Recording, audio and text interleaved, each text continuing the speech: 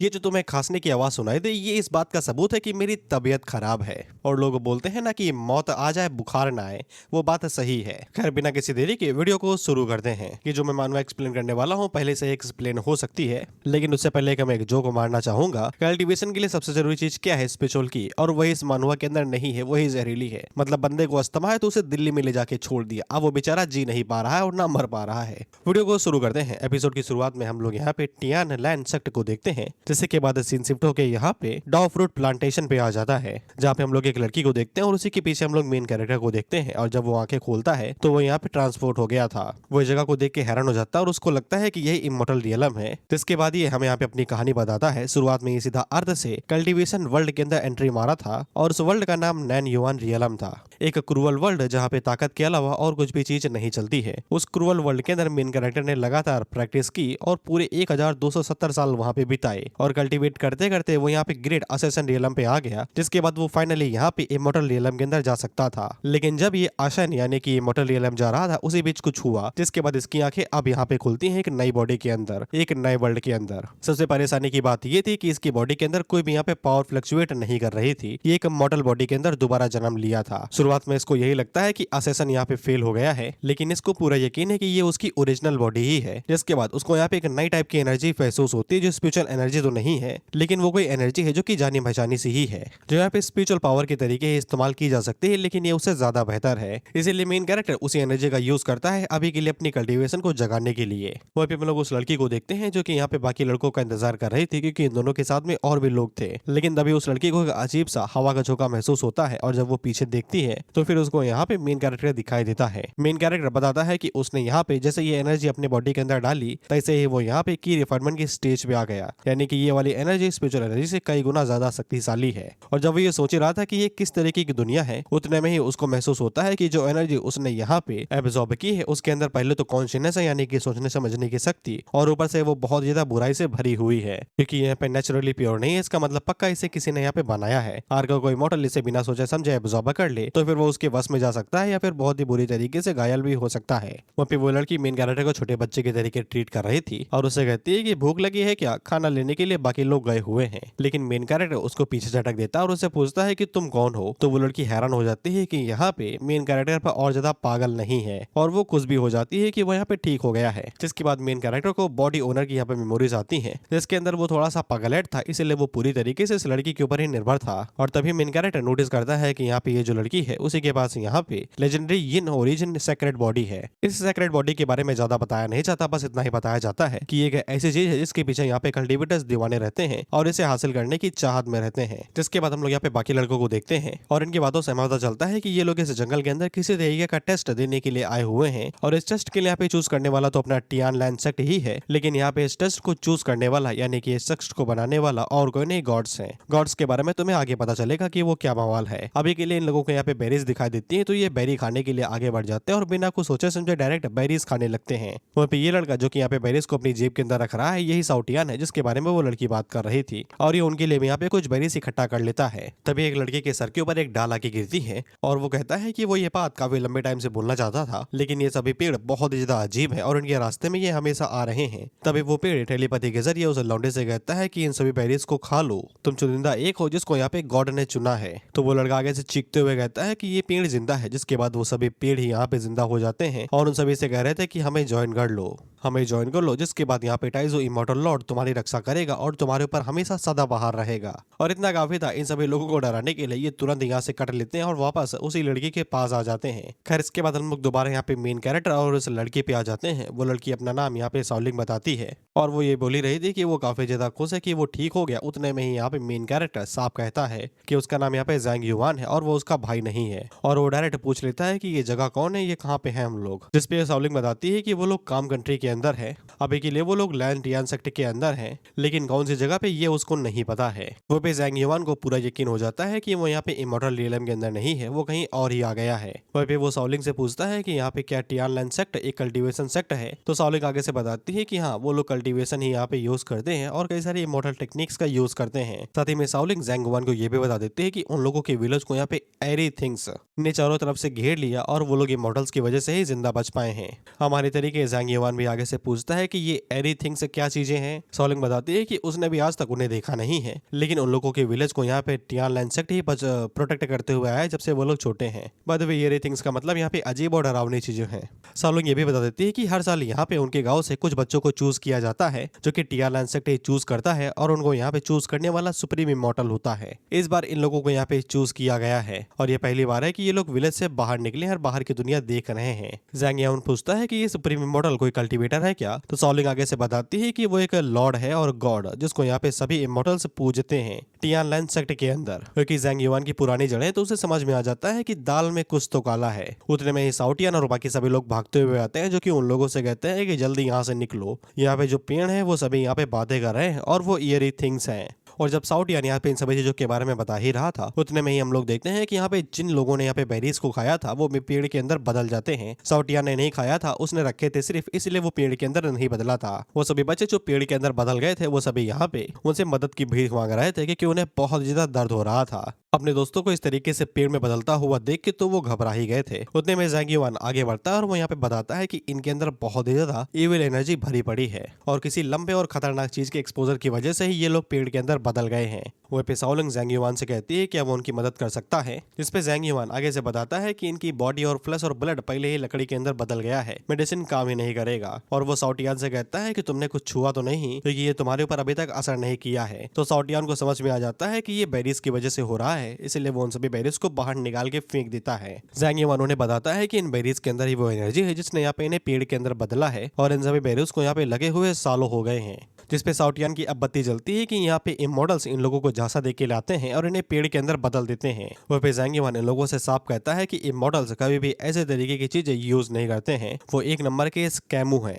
वह पे Zhang yuan सॉलिंग से कहता है कि उसकी बॉडी के अंदर कुछ ऐसा है जिसकी यहाँ पे उसको जरूरत है, अगर उसको वो देगी तो फिर वो यहाँ पे उसकी मदद करेगा यहाँ से बाहर निकालने में। जिसपे साउटियान हैरान था कि इसकी बॉडी के अंदर क्या है, गुर्दा ही तो है और क्या है। वह पे ज़ैंग युआन उसे कहता है क्योंकि वो चीज काफी ज्यादा वैल्यूबल है, इसलिए वो उसकी एक रिक्वेस्ट भी यहाँ पे कंप्लीट करेगा। जिसपे सॉलिंग सीधा उसको गुलामी बना लेते हैं, ये कहते हुए कि जिंदगी भर मुझे प्रोटेक्ट करो। वह पे ज़ैंग युआन ने आज तक कभी प्यार का मीठा रस चखा तो था नहीं, इसलिए उसे समझ में नहीं आता इस लाइन का मतलब। उसको यही लगता है कि ये वर्ल्ड यहाँ पे खतरों से भरा हुआ है, इसलिए सॉलिंग ने ऐसी रिक्वेस्ट की है जिसमें वो यहाँ पे जिंदगी भर खुश रहे और उसको यहाँ पे किसी चीज का खतरा न रहे, और वो इस रिक्वेस्ट के लिए मान जाता है। वह पे सॉलिंग गुलाबी रंग में चमक रही थी और हम लोग साउटियान को देखते इसे कुछ भी समझ में नहीं आ रहा। जिसके बाद अगला सीन डायरेक्ट है यहाँ पे कुछ दिनों के बाद का होता है। हम देखते हैं यहाँ पे टियान लैंडसेक्ट के 2 डिसाइपल आते हैं और लोग यहाँ पे डाउ फ्रूट के बारे में बात कर रहे थे, जो इन्हीं अजीब पेड़ों के अंदर से निकलता है। और ये लोग डाउ फ्रूट को यहाँ पे किसी गॉड को दे देते हैं, जो यहाँ पे हर साल या फिर हर महीने या फिर हफ्ते में आता ही रहता है। बाय द वे, डाउ फ्रूट की जरूरत इन लोगों को भी होती है ताकि ये लोग भी यहाँ पे सर्वाइव कर सकें, क्योंकि इन लोगों ने की को यहाँ पे इस्तेमाल करके कल्टीवेट तो कर लिया है, लेकिन हमें पता है कि यहाँ पे पूरी तरीके से इम्प्योर है, तो वो इनकी बॉडी को यहाँ पे डीफॉर्म भी करती रहती है। इसलिए इन्हें डाउ फ्रूट की जरूरत पड़ती है अपनी बॉडी को मेंटेन रखने के लिए और कल्टीवेशन को बढ़ाने के लिए। और इसीलिए ये लोग यहाँ पे बच्चों का इस्तेमाल करते हैं ताकि वो उनको यहाँ पे पेड़ के अंदर बदल सके और वो यहाँ पे और ज्यादा फ्रूट दे सके। जिसके बाद हम लोग यहाँ पे सॉलिंग और साउटियान को देखते हैं। वह पे इन दोनों का भूख प्यास से बुरा हाल था, लेकिन इसके बावजूद ये लोग कुछ कर भी नहीं सकते हैं। ये लोग सिर्फ ज़ैंग युआन के भरोसे ही थे, वही इन लोगों को बाहर निकाल सकता है। वह पे ये पेड़ इन्हें डुबाने की कोशिश कर रहे थे, ये कहते हुए कि त्याग दो ये सब कुछ, बेरीज खा लो और बदल जाओ, जिसके बाद तुम्हें इन सभी चीजों की चिंता नहीं करनी पड़ेगी। वह पे साउटियान मेंटली वीक है, इसलिए उसके ऊपर इन सभी बातों का असर भी हो रहा था। उतने में वो 2 इमॉर्टल्स यहाँ पे आ जाते हैं। इनको इमॉर्टल ही बुला रहे हैं ये लोग, जो कि ये देख के हैरान हो गए थे कि यहाँ पे बच्चे अभी तक पेड़ के अंदर बदले नहीं, और इन बच्चों को ये लोग इंसान या फिर बच्चे नहीं सीधा सीड्स बुला रहे हैं, यानी कि बीज। वहाँ पे वो देख के हैरान हो गए थे कि इतने दिनों तक बिना खाना पानी के भी ये लोग यहाँ पे फ्रूट्स को नहीं खाया, यानी कि बेरीज को। और वो उन लोगों से पूछता है क्या तुम्हें डर नहीं लगता कि तुम लोग भूख से मारे जाओगे। जिसके बाद वो अपने साथी से पूछता है कि हम क्या करें, क्या इन्हें जबरदस्ती बेरीज खिलाए। जिसपे साथी आगे से कहता है कि मार दो, फालतू की मेहनत नहीं करनी पड़ेगी, क्योंकि अगर इसके बारे में बाकी डिसेबल्स को पता चला तो बहुत ज्यादा परेशानी खड़ी हो जाएगी, क्योंकि इन बच्चों को जबरदस्ती और छुपा के यहाँ पे लेके आए थे अपने फायदे के लिए। लेकिन ये दोनों आगे कुछ कर पाते उससे पहले ही ज़ैंग युआन बीच में कूदता है, जो कि स्ट्राइक में दोनों को ढेर कर देता है और कहता है कि मैं भी यहाँ पे हूँ। और वो उन लोगों से पूछता है कि तुम लोग इमॉर्टल हो क्या। जिसपे वो इमॉर्टल चीखते हुए कहता है कि वो लोग सच में यहाँ पे इमॉर्टल हैं। जिसके बाद वो यहाँ पे अपनी बॉडी को ट्रांसफॉर्म करता है और ज़ैंग युआन के ऊपर हमला कर देता है, तो ज़ैंग युआन जल्दी से पीछे हटता है। मैं इनकी तुम्हें एक बार टेक्निक बता देता हूँ। ये लोग यहाँ पे अपर प्योरिटी इमॉर्टल आर्ट का इस्तेमाल करते हैं, desire transformation art at will, यानी कि अपनी मनमर्जी के हिसाब से अपनी बॉडी को ट्रांसफॉर्म कर सकते हैं, जैसा कि देख ही सकते हो। ज़ैंग युआन भी आगे से यहाँ पे की रिफाइनिंग की फर्स्ट स्टेज आर्ट का इस्तेमाल करता है, दी फ्लेम टेक्निक, जिसके साथ में वो उन लोगों के ऊपर यहाँ पे आग से हमला करता है। और ऊपर से ये सभी लकड़ी के ही बने हुए हैं, तो फिर वो बंदा एक बार में ही जल के मारा जाता है। वो पे जो दूसरा इमोर्टल बच गया था वो ये देख के हैरान हो जाता है कि ज़ैंग युआन यहाँ पे फायर को कंट्रोल कर सकता है और वो उससे पूछता है कि तुम कौन हो। जिसके बाद वो भी सेम या फिर उससे लगभग मिलती जुलती टेक्निक का इस्तेमाल करता है और लकड़ी की 2 पंजे बना के ज़ैंग युआन के ऊपर हमला करता है। ज़ैंग युआन आगे से अर्थ एलिमेंट कंट्रोल करते हुए पत्थर की एक दीवार बनाता है और उसके अटैक को इजीली ब्लॉक कर लेता है। वो फिर वो बंदा जब ये सोच ही रहा था कि यहाँ पे ज़ैंग युआन अर्थ को भी कंट्रोल कर सकता है, उतने में ही ज़ैंग युआन उसके पीछे आता है और शॉर्ट की टेक्निक का यूज करते हुए की शॉट्स के साथ में उसके ऊपर हमला करता है। वह पे ज़ैंग युआन को अब जाके पता चलता है कि इस एनर्जी को यहाँ पे क्लियर की बोला गया है, जो पूरी तरीके से इम्प्योरिटी के साथ में भरी पड़ी है। हालांकि ये क्लियर की भले यहाँ पे कमाल की है, लेकिन ये यहाँ पे इम्प्योरिटी के साथ में आती है। अगर वो यहाँ पे अपनी टेक्निक का इस्तेमाल ना करता तो फिर वो यहाँ पे इनकी तरीके बन जाता। खैर ज़ैंग युआन का यहाँ पे बस एक ही मकसद है, जल्दी जल्दी कल्टीवेट करना, जिसके लिए इसको यहाँ पे कई सारे मटेरियल्स की जरूरत पड़ेगी, तभी ये जाके फाउंडेशन स्टेज के अंदर जा पाएगा। जिसके बाद अगला सीन हेवनली मिस्ट सेक्ट का होता है। तो ऐसे नाम बदल दिया इन लोगों ने। और फिर हम लोग सेक्ट के एल्डर्स या फिर फाउंडर्स को देखते हैं, जो कि यहाँ पे किसी जियांगजी नाम की बंदी से पूछ रहे थे कि तैयारियां कैसे चल रही है। जिसपे जियांगजी आगे से बताती है कि सब कुछ रेडी है। उन लोगों ने पहले यहाँ पे 5 लाख डॉ फ्रूट को ऑर्डर के ऊपर प्लेस कर दिया है। जिसपे वोल्डर्स आगे से बताते हैं कि कल के दिन यहाँ पे इमॉर्टल लॉर्ड नीचे आएगा डॉ फ्रूट को कलेक्ट करने के लिए, इसलिए लोगों को बहुत ज्यादा सावधान रहना पड़ेगा। जिसके बाद वो यहाँ पे जियांगजी से प्रोडक्शन के बारे में पूछता है कि डॉ फ्रूट के प्रोडक्शन कैसा चल रहा है। जिसपे जियांगजी आगे से यहाँ पे उन्हें बुरी खबर देती है, ये कहते हुए कि बर्थ रेट काफी ज्यादा कम है आसपास के विलेजेस के अंदर, इसलिए यहाँ पे जो ट्री है वो यहाँ पे बहुत ही ज्यादा कम हो पा रहे हैं, इसलिए डॉ फ्रूट का जो प्रोडक्शन है वो भी यहाँ पे काफी ज्यादा कम हो गया है। जिसपे वोल्डर आगे से भड़कते हुए कहता है कि कुछ भी करो मुझे नहीं पता, लेकिन पॉपुलेशन यहाँ पे मेंटेन रहनी चाहिए। साले बच्चे पैदा करने खरीदने नहीं है, इतनी ज्यादा जल्दबाजी है तो अपने पेट के अंदर रख लेना 9 महीने, क्योंकि ये चीज इन लोगों के सेक्ट के सर्वाइवल के ऊपर डिपेंड करती है। बाय द वे जब ये भड़क रहा था उतने में इसकी बॉडी यहाँ पे डिफॉर्म कर जाती है और ये इस चीज को कंट्रोल नहीं कर पाता है, इसलिए इन लोगों को भी डॉ फ्रूट की जरूरत रहती है। उतने में ही जियांगजी को यहाँ पे उन दोनों इमॉर्टल्स के बारे में पता चल जाता है और साथ में वो बंदा ये भी बता देता है कि वो लोग चोरी छुपे यहाँ पे सीड्स को लगाने की कोशिश कर रहे थे ताकि वो डॉ फ्रूट का इंतजाम कर सके।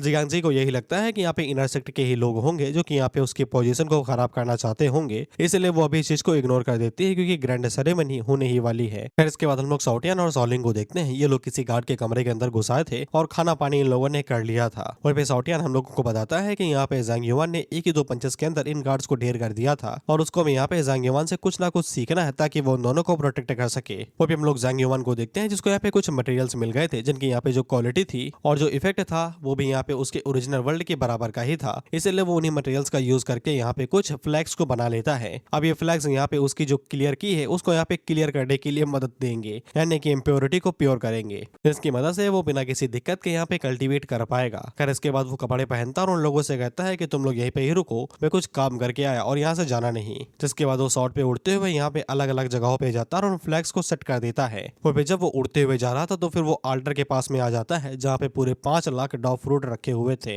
यही वो डॉ फ्रूट है। इसको देख के ज़ैंग युआन आगे से यही कहता है कि बड़े घिनौने लोग हैं यार। इसी बीच हम लोग शॉटियन और सॉलिंग को देखते हैं और जब ये दोनों यहाँ पे बैठ के बातें कर रहे थे उतने में यहाँ पे एक गार्ड आता है जो कि यहाँ पे दोनों गार्ड्स को ढूंढते हुए आया था। जिसके बाद वो दरवाजा तोड़ देता है और वो यहाँ पे इन दोनों को देख के खुश हो जाता है क्योंकि उसके यहाँ पे फ्री के फ्रूट जो मिल गए, लेकिन वो इनको यहाँ पे कुछ कर पाता उससे पहले यहाँ पे ज़ैंग युआन आ जाता है जो कि डायरेक्ट इसके ऊपर आग से हमला करता है तो ये दूर जाके गिरता है। जिसके बाद ज़ैंग युआन यहाँ पे ऑब्जेक्ट को कंट्रोल करते हुए उसके ऊपर शॉर्ट से अटैक करता है, लेकिन वो गार्ड आगे से किसी आइटम का यूज करते हुए उस ऑब्जेक्ट को बीच में ही रोक लेता है और अटैक को न्यूलिफाई कर देता है। जिसके बाद वो ज़ैंग युआन से कहता है कि इतना ही दम है क्या। उतने में ही गार्ड को नीचे से एकदम भयानक गर्मी महसूस होती है और हम लोग देखते हैं कि यहाँ पे ज़ैंग युआन उन फ्लैग्स का इस्तेमाल ऑफेंस के तरीके भी करता है और एक अरे को एक्टिवेट करके उस गार्ड के नीचे एकदम भयंकर आग लगा देता है, जिससे वो गार्ड एक झटके के अंदर ही जल के मारा जाता है। जिसके बाद ज़ैंग युआन उस बंदे से उसके आइटम को भी अपने पास रख लेता है और यहाँ पे उन दोनों को पकड़ के तुरंत सेक्टर से बाहर निकल जाता है। खैर इतना बड़ा कांड हो गया तो फिर जियांगजी को यहाँ पे आना ही था। वहीं पे ज़ैंग युआन ने जिस बंदे को मारा था उसका एक भाई भी था जो कि यहाँ पे जियांगजी से कह रहा था कि ये सब तुम्हारी ही गलती है, तुम यहाँ की इंचार्ज हो, तुम इस तरीके से काम करोगे क्या। जिसपे जियांगजी उसे इतना ही बोलते हैं कि घोड़े अपना काम कर। वो फिर वो मन के अंदर यही सोचते हैं कि जो कोई भी उसकी पोजीशन के पीछे पड़ा हुआ है ना वो उसको नानी याद दिला देगी। अभी के लिए वो सभी गार्ड से यही कहती है कि सभी लोग पूरी तरीके से सतर्क रहो और यहाँ पे एक्टिव रहो। जिसके बाद हम लोग ज़ैंग युआन और लोगों पे आ जाते हैं। ये लोग किसी जंगल के आसपास थे। वो पे ज़ैंग युआन काफी ज्यादा परेशान था, उसके पास यहाँ पे एक्सपीरियंस था, कई सारी कल्टीवेशन टेक्निक थी, लेकिन वो यहाँ पे बहुत सारी चीजों को लैक कर रहा था। उसके पास जो यहाँ पे टॉप टायर के टेक्निक्स है उनका यूज करने के लिए उसके कल्टीवेशन यहाँ पे स्टेब्लिशमेंट स्टेज पे तो होनी ही चाहिए, और साथ ही में उसके पास यहाँ पे स्पिरिचुअल वेपन भी नहीं है, इसलिए वो यहाँ पे सिर्फ की के भरोसे फाइट नहीं कर सकता है, क्योंकि अगर लंबी फाइट चलेगी तो वो यहाँ पे हार सकता है स्पिरिचुअल एनर्जी खत्म होने की वजह से। अभी के लिए ज़ैंग युआन एक मैजिकल वेपन बनाने के ऊपर फोकस करता है, जिसके बाद वो यहाँ पे उन 2 आइटम्स को बाहर निकालता है जो कि यहाँ पे उस बंदे से चुराए गए थे। वहीं पे शाओ ट्यान आगे से नाक बंद करके कहता है कि बड़ी बदबूदार चीज है यार, है क्या ये? जिसपे ज़ैंग युआन उन लोगों को बताता है कि ये ह्यूमन स्टमक और आर्म है, यानी कि पेट और हाथ। जिसपे शाओ ट्यान आगे से कहता है कि ये बड़ा घिनौना है कि यहाँ पे ह्यूमन रिमेन्स को वेपन के तरीके इस्तेमाल किया गया। ह्यूमन रिमेन्स का मतलब होता है इंसानी शरीर के हिस्से या फिर अवशेष। खैर ज़ैंग युआन हम लोगों को बताता है कि स्टमक के अंदर यहाँ पे कुछ भी नहीं मिला थोड़े पैसों के अलावा, और इसका इस्तेमाल एक तरीके से यहाँ पे स्टोरेज बैग के तरीके किया जा सकता है। और रही बात हाथ की, तो इसे सिर्फ पीठ खुजाई जा सकती है अभी के लिए। हालांकि वो इस आर्म का इस्तेमाल यहाँ पे अटैक एब्जॉर्ब करने के लिए कर सकता है, लेकिन अगर वो यहाँ पे इस आर्म को किसी आयरन सॉर्ड के साथ फ्यूज कर दे तो फिर वो यहाँ पे सेमी फिनिश्ड मैजिकल वेपन बना सकता है। वहीं पे सॉलिंग उससे पूछती है कि वो लोग यहाँ पे जा क्यों नहीं रहे, वो लोग सेक्टर से तो बाहर आ ही गए हैं। तो फिर ज़ैंग युआन सबसे पहले यहाँ पे उस हाथ को सॉर्ड के साथ फिक्स करता है और उन लोगों को बताता है कि उसके यहाँ पे कई सारे काम बाकी हैं और अभी सेक्टर पूरी तरीके से यहाँ पे गार्डेड है, इसलिए उन लोगों को यहाँ पे सेरेमनी खत्म होने तक इंतजार करना पड़ेगा। और वो उन लोगों से कहता है कि चिंता ना करो, जैसे ही उसका काम यहाँ पे खत्म हो जाएगा वो उन दोनों को यहाँ पे सेफ जगह पे लेके चला जाएगा। वह फिर लोग जियांगजी को देखते हैं और उसने कसम खा ली थी कि ये फेंग युआन को पकड़ के ही रहेगी, इसलिए इसने यहाँ पे बहुत ही ज्यादा ट्रैप फंसा दिए थे। वह फिर लोग फेंग युआन को देखते हैं और उसे समझ में आ जाता है कि सिक्योरिटी बहुत ज्यादा टाइट है, जरा तो रात ही इन लोगों ने यहाँ पे कई सारे वॉच टावर बना लिए हैं, इसलिए चकमती ना काफी ज्यादा मुश्किल होगा। बट स्टिल वो यहाँ पे उन्हें अवॉइड करते हुए लगातार आगे बढ़ता ही रहता है। लेकिन जैसा कि मैंने बताया कि जियांगजी हाथ धोके इसके पीछे पड़ी हुई है और उसने कई सारे यहाँ पे ट्रैप लगाए हुए हैं, इसीलिए ज़ैंग युआन का हाथ जैसे किसी ट्रैप के ऊपर पड़ता है तो जियांगजी को तुरंत पता चल जाता है और लोकेशन भी, इसीलिए वो तुरंत ज़ैंग युआन की तरफ आगे बढ़ने लगती है और बाकी गार्ड से कहती है कि जगह को घेर लो। वहीं पे हम लोग ज़ैंग युआन को देखते हैं और ये अपनी जान बचाते हुए भाग रहा था। बाय द वे, अगर तुम लोग सोच रहे हो कि ये वापस यहाँ पे आया ही क्यों, तो फिर ये फॉर्मेशन को एक्टिवेट करने के लिए आया हुआ था। खैर, लेकिन जब ये भाग रहा था तभी इसके ऊपर कुछ यहाँ पे ब्लैक क्यूब आके गिरते हैं, जिससे इसका बैलेंस बिगड़ता है और ये नीचे गिर जाता है। वहीं पे जियांगजी इसके ऊपर हमला करते हुए कहती है कि तुम्हारी हिम्मत कैसे हुई सेक्टर के अंदर फालतू बवाल करने की। जिसके बाद वो बीच हवा में ही यहाँ पे कई सारे क्रॉसबो निकाल लेती है और उसके ऊपर यहाँ पे हमला करती है। जियांगजी के पास यहाँ पे अपर प्योरिटी इमॉर्टल आर्ट है जिसका नाम वॉइड कंस्ट्रक्शन है। अब इस वॉइड कंस्ट्रक्शन की मदद से वो बीच हवा में भी कुछ भी निकाल सकती है। बेसिकली क्रिएशन टाइप की एबिलिटी है ये, इसलिए इसका जो पोटेंशियल है वो पूरी तरीके से लिमिटलेस है, लेकिन इसके बावजूद कल्टीवेटर इसे कभी पूरी तरीके से इस्तेमाल ही नहीं कर पाते। आमिर बंदा भाग रहा है तो उसके पैरों में बीड़िया बांधो ना यार, तुम बीच हवा में कुछ भी निकाल सकती हो तो क्या उसके पीछे बल्ली गिरा रही हो। ज़ैंग युआन को स्किल के बारे में अच्छे से तो नहीं पता था, लेकिन उसे समझ में आ जाता है कि ये बीच हवा में भी कई सारी चीजें निकाल सकती है। बाय द वे, ये फॉर्मेशन कोर के पास पहुंचने ही वाला था, जिसके बाद ये फॉर्मेशन को एक्टिवेट करेगा और तुरंत यहाँ से निकल जाएगा। लेकिन हम लोग जियांगजी को देखते हैं और फेंग युआन इसके एकदम परफेक्ट एरिया में आ गया था। जिसके बाद ये वॉइड कंस्ट्रक्शन का इस्तेमाल करते हुए फेंग युआन को डार्क क्यूब के अंदर कैद कर लेती है और उसे भागने नहीं देती। लेकिन हम लोग देखते हैं कि फेंग युआन ने भी कच्ची गोलियां नहीं खेली थी, उसने जो यहाँ पे शॉट बनाई थी वो उसका इस्तेमाल करते हुए यहाँ पे उस डार्क क्यूब को काट देता है और वहां से बाहर निकल आता है। जिसको देख के तो जियांगजी भी हैरान हो जाती है। वहीं पे क्यूब के जो भी ढक्कन थे वो इसी के ऊपर आके गिरते हैं, जिसपे जियांगजी को गुस्सा आ जाता है तो वो और भी ज्यादा पावरफुल टेक्निक का यूज करती है। जिसके बाद वो यहाँ पे बीच हवा में भी एक बहुत ही बड़ा ब्लॉक ले आती है जिसके नीचे कांटे लगे हुए थे और वो सीधा यहाँ पे ज़ैंग युआन के नीचे गिर रहा था। ज़ैंग युआन आगे से यहाँ पे शॉटकी की मदद से उसे तोड़ने की कोशिश करता है, लेकिन बेबस था वो। जैसे जियांगजी को समझ में आ जाता है कि ज़ैंग युआन के पास अब ज्यादा दम नहीं बचा हुआ है, जिससे के बाद वो उस ब्लॉक को नीचे ले जाने लगती है ताकि वो यहाँ पे ज़ैंग युआन को नीचे ही कुचल दे। वह पे ज़ैंग युआन यहाँ से तुरंत भागने लगता है क्योंकि उसे समझ में आ गया था कि वह पे जियांगजी का मुकाबला अभी नहीं कर सकता है। लेकिन अचानक से ही जियांगजी का जो अटैक था वो बीच हवा में ही गायब हो जाता है। ज़ैंग युआन पीछे मुड़ के देखता है तो फिर वो यहाँ पे जियांगजी को देखता है तो उसकी बॉडी यहाँ पे हिल डुल रही थी। वह पे जियांगजी को झटके लग रहे थे क्योंकि यहाँ पे इमॉर्टल लॉर्ड आ चुका था, जिसके बाद ये धड़ाम से नीचे गिर जाती है। वह पे ज़ैंग युआन ऊपर देखता है तो फिर ऊपर पूरी तरीके से काले बादल छा गए थे। वह पे सेक्ट के जितने भी डिसाइपल थे वो सभी यहाँ पे अपना कान पकड़ लिए थे क्योंकि उन लोगों के सर में बहुत ज्यादा दर्द हो रहा था। वह पे इमॉर्टल लॉर्ड नीचे आ रहा था तो ये लोग अपने कानों को बंद कर लेते हैं। जिसके बाद हम भी लोग यहाँ पे इमॉर्टल लॉर्ड को देखते हैं तो इसका बस फिगर ही दिखाया जाता है, इसे असली में नहीं दिखाया जाता। वह पे वो इमॉर्टल लॉर्ड एक तरीके की आवाज को निकाल रहा था, इसलिए वो डिसाइपल यहाँ पर बौखल आ गए थे। उस आवाज का असर यहाँ पे ज़ैंग युआन के ऊपर भी हो रहा था। लेकिन ज़ैंग युआन आगे से कहता है कि उसने यहाँ पे हजारों टेलीविजन का सामना किया है, कोई उसकी विल के ऊपर यहाँ पे कब्जा कर ही नहीं सकता। जिसके बाद जंग युवान उस इमॉर्टल लॉर्ड की तरफ देखता है तो वो इमॉर्टल लॉर्ड को ज्यादा ही घिनौना था। एडिटर पूरी तरीके से दिखा देना इन्हें। वह पे जंग युवान आगे से उस इमॉर्टल लॉर्ड को देख के बोलता है कि ये क्या गंध है, इसको तो इमॉर्टल भी बोला नहीं जा सकता। हालांकि जंग युवान को समझ में आ जाता है कि ये सिर्फ प्रोजेक्शन है, इसके ऊपर उसे यहाँ पे कुछ भी सेंसर नहीं हो रहा था। वह भी डिसाइपल्स का दिमाग खराब था, ये बस यही दुआ कर रहे थे कि इमॉर्टल लॉर्ड जितनी जल्दी हो सके उतने जल्दी फ्रूट्स को लपेटे और यहाँ से भाग जाए। क्या इसके बाद हम लोग उस इमॉर्टल लॉर्ड को देखते हैं जो कि एक कॉर्ड को नीचे भेजता है, इसका आयरन से पुराना रिश्ता होगा। खैर इसके बाद वो कॉर्ड से नीचे आते हैं और यहाँ पे डॉग फ्रूट को एब्जॉर्ब करना शुरू कर देती है और डॉग फ्रूट्स की खुशी का तो ठिकाना ही नहीं था, ये पूरी तरीके से हतमस्तक हो गए थे। खैर वो प्रोजेक्शन यहाँ पे डॉग फ्रूट को लपेटने में लगा हुआ था और इन लोगों को पूरी तरीके से इग्नोर मार रहा था। इसलिए जंग युवान को मौका मिल जाता है, जिसके बाद वो तुरंत यहाँ पे फॉर्मेशन को एक्टिवेट करता है और वो जैसे यहाँ पे फॉर्मेशन को एक्टिवेट करता है तो इस जगह की जितनी भी क्लियर की थी वो सब इकट्ठा होने लगती है। तो इसको देख के जो एल्डर्स थे वो आगे से कहते हैं कि किसने ये फॉर्मेशन बनाई भाई, यहाँ पे हमारे सेट की क्लियर की कौन एब्जॉर्ब करना चाहता है। वो हम लोग जंग युवान को देखते हैं जो कि यहाँ पे की को इकट्ठा कर लिया था, अब उसे बस एब्जॉर्ब ही करना था। लेकिन उतने में ही यहाँ पे इमॉर्टल लॉर्ड उसको नोटिस कर लेता और उसकी तरफ यहाँ पे अटैक कर देता है। जिसके बाद जंग युवान के ऊपर हम लोग असर होता हुआ देखते हैं, लेकिन ज्यादा कुछ नहीं, वो बस आवाज का इस्तेमाल कर रहा था इन्हें मैनिपुलेट करने के लिए। जंग युवान को इससे ज्यादा असर नहीं पड़ रहा था, लेकिन हम लोग यहाँ पे एल्डर्स को देखते हैं, इनकी बॉडी यहाँ पे दोबारा ट्रांसफॉर्म होने लगती है। वहाँ पे इन लोगों को इमॉर्टल लॉर्ड के इमोशंस भी फील हो रहे थे और इमॉर्टल लॉर्ड डरा हुआ था। जिसके बाद हम लोग फेंग युवान को देखते हैं, इसकी भी बॉडी आगे से यहाँ पे ट्रांसफॉर्म होने लगती है। उस साउंड की वजह से इसका जो फ्लैश था वो यहाँ पे डिफॉर्म हो रहा था। ऑफ कोर्स उसने यहाँ पे क्लियर की जो एब्जॉर्ब की थी उसकी वजह से। उतने में जंग युवान के पास यहाँ पे काफी ज्यादा की आ गई थी, इसलिए वो तुरंत यहाँ से भाग लेता है क्योंकि उसका काम हो गया था। जिसके बाद हम लोग शाओलिंग शॉटियान को देखते हैं और उनकी नजर यहाँ पे जैसे ही जंग युवान के ऊपर पड़ती है जो कि मॉन्स्टर फॉर्म में उनकी तरफ आगे बढ़ा था, तो वो दोनों देखे उसे घबरा जाते हैं और उसे दानव समझ लेते हैं। लेकिन शाओलिंग पहचान जाती है कि ये तो अपना ही लौंडा है और जंग युवान भी आगे से कहता है कि मैं तुम में से ही एक हूँ भाई। जिसके बाद वो उन दोनों को पकड़ता और कहता है यहाँ से भागो, इससे पहले कि वो बुड्ढे हमारे पीछे आ जाए। जिसके बाद ये उठाता और तुरंत यहाँ से भाग लेता है। वह भी हम लोगों को इमॉर्टल लॉर्ड की एक बार झलक दिखाई जाती है और ये कुछ तो मंत्र पढ़ रहा था।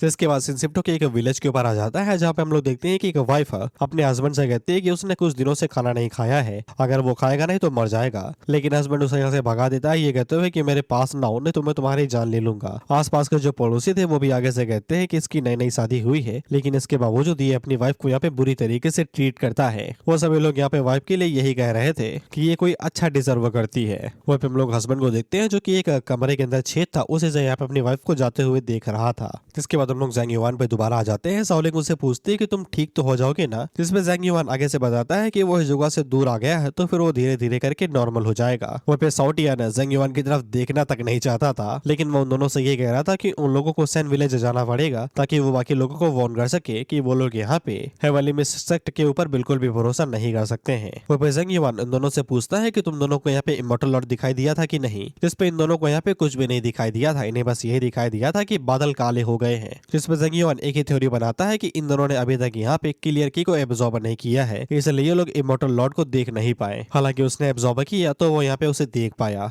वो पे जंग युवान को एक ही चिंता हो रही थी कि वो यहाँ पे क्लियर की को एब्जॉर्ब तो कर रहा है, लेकिन इसके अंदर जो यहाँ पे मलाइस यानी कि बुरी इच्छा, बुरी चीजें, ईविल है, वो यहाँ पे उसे बहुत ज्यादा खतरनाक खतरे में डाल सकता है। हालांकि उसके पास यहाँ पे कोई चॉइस भी तो नहीं है, अगर उसे कल्टीवेट करते रहना है तो फिर उसे क्लियर की के भरोसे ही रहना पड़ेगा। वो पे जंग युवान ने हेवनली मिस्ट सेक्ट से जो भी स्पिरिचुअल की इकट्ठा की थी, जंग युवान ने उसको यहाँ पे क्लियर स्टोन के अंदर बदल दिया था। अब वो इनका इस्तेमाल फ्यूचर में करेगा अपनी फाउंडेशन को रिबिल्ड करने के लिए। वो पे जंग युवान का एक ही गोल है इतनी टाइम पे कि उसे यहाँ पे जितनी जल्दी हो सके उतनी जल्दी फाउंडेशन एस्टेब्लिशमेंट स्टेज पे जाना है और कोई टेक्निक ढूंढ के निकालनी है ताकि वो यहाँ पे इस क्लियर की के अंदर से जो मालिस है उसे यहाँ पे रिमूव कर सके। मालिस एक तरीके की इच्छा होती है जो कि यहाँ पे किसी को नुकसान पहुंचाने के लिए होती है। अगर तुम्हें कोई नहीं पसंद है और तुम उसे किसी भी तरीके से नुकसान पहुंचाना चाहते हो तो इसी इच्छा को मालिस बोला जाता है। खैर इतना कम नहीं था तो फिर वो यहाँ पे डॉग फ्रूट को भी बाहर निकाल लेता है। उसको देख के शॉटियान आगे से यही बोलता है कि ये बवासीर जैसी क्या चीज है, जिसपे जंग युवान उन लोगों को बताता है कि इसी को वो लोग डॉग फ्रूट बुला रहे थे जो कि यहाँ पे उन पेड़ों से ही हार्वेस्ट किया जाता होगा। वह पे ये डॉग फ्रूट तो सदाबहार था, वो उन लोगों से कह रहा था कि मुझे छोड़ दो, मुझे जाने दो,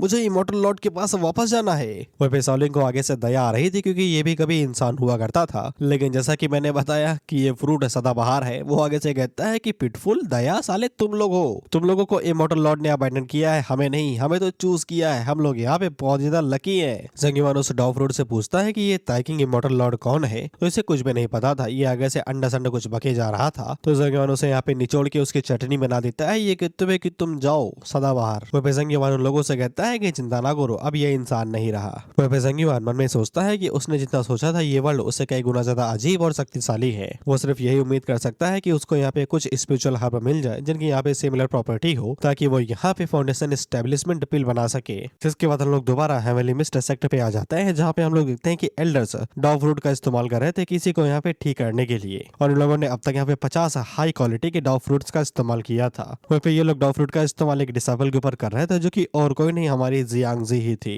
वहीं पे जियांगजी को इमॉर्टल लॉर्ड की आवाज सुनाई नहीं दे रही थी, इसलिए वो धीरे धीरे करके रिकवर कर लेगी। इसलिए इन लोगों को डॉग फ्रूट की जरूरत पड़ती है, क्योंकि अगर ये लोग इमॉर्टल लॉर्ड की आवाज सुन ले तो इनकी बॉडी डिफॉर्म हो जाती है, जिसके बाद सिर्फ डॉग फ्रूट ही इन लोगों की जान बचा सकता है। खैर, ये सभी एल्डर्स काफी ज्यादा भड़के हुए थे यहाँ पे जंग युआन के ऊपर, क्योंकि जंग युआन की वजह से इस बार इन लोगों को काफी ज्यादा लॉस हुआ है। वहीं पे जियांगजी आगे से माफी मांगती है, यही बोलते हुए कि ये उसकी ही गलती है कि वो यहाँ पे जंग युआन को रोक नहीं पाई। जिसपे वो लोग जियांगजी को ज्यादा ब्लेम नहीं करते और अपने मन के अंदर सोचते हैं कि यहाँ पे जंग युआन ने जो की चुराई है वो काफी ज्यादा थी, लेकिन इसके बावजूद इनके पास यहाँ पे कई सारी की बची हुई है जो कि यहाँ पे इनके काम आ जाएगी। वहीं पे इन लोगों ने ये पहली बार महसूस किया था कि इमॉर्टल लॉर्ड डरा हुआ हो। इन लोगों को लगता है कि इसका भी लेना देना यहाँ पे जंग युआन के साथ में ही है। वहीं पे एल्डर्स आगे से कहते हैं कि कई सालों बाद उन लोगों ने पहली बार यहाँ पे इमॉर्टल लॉर्ड के अंदर इस तरीके की एनोमली दिखी है। जिसपे दूसरा एल्डर आगे से यही बोलता है कि अगर ये बात अच्छी हो या बुरी मुझे फर्क नहीं पड़ता, लेकिन वो लोग इस अपॉर्चुनिटी का यूज कर सकते हैं यहाँ पे इमॉर्टल लॉर्ड से पीछा छुड़ाने के लिए। इसलिए वो लोग जियांगजी से कहते हैं कि जल्दी से रिकवर करो, एक बहुत अच्छी टीम बनाओ और किसी भी कीमत पे उस बंदे को पकड़ के लेके आओ। इसके बाद हम लोग जंग युआन को देखते हैं और साउटियन उसको यहाँ पे सहारा दे रहा था। जंग युआन उससे कहता है कि मैं अपने पैरों पे चल सकता हूँ भाई, अब मैं रिकवर हो गया हूँ। वहीं पे साउटियन तो नीचे बैठ जाता है और उन लोगों से बोलता है कि वो इस जगह को अच्छे से नहीं पहचान रहा है, उन लोगों को किसी तरीके से यहाँ पे रुकना पड़ेगा और आराम करना पड़ेगा। उतने में साउटियन की नजर एक उजाले के ऊपर पड़ती है। जब वो लोग वहाँ पे पहुंचते हैं तो फिर ये लोग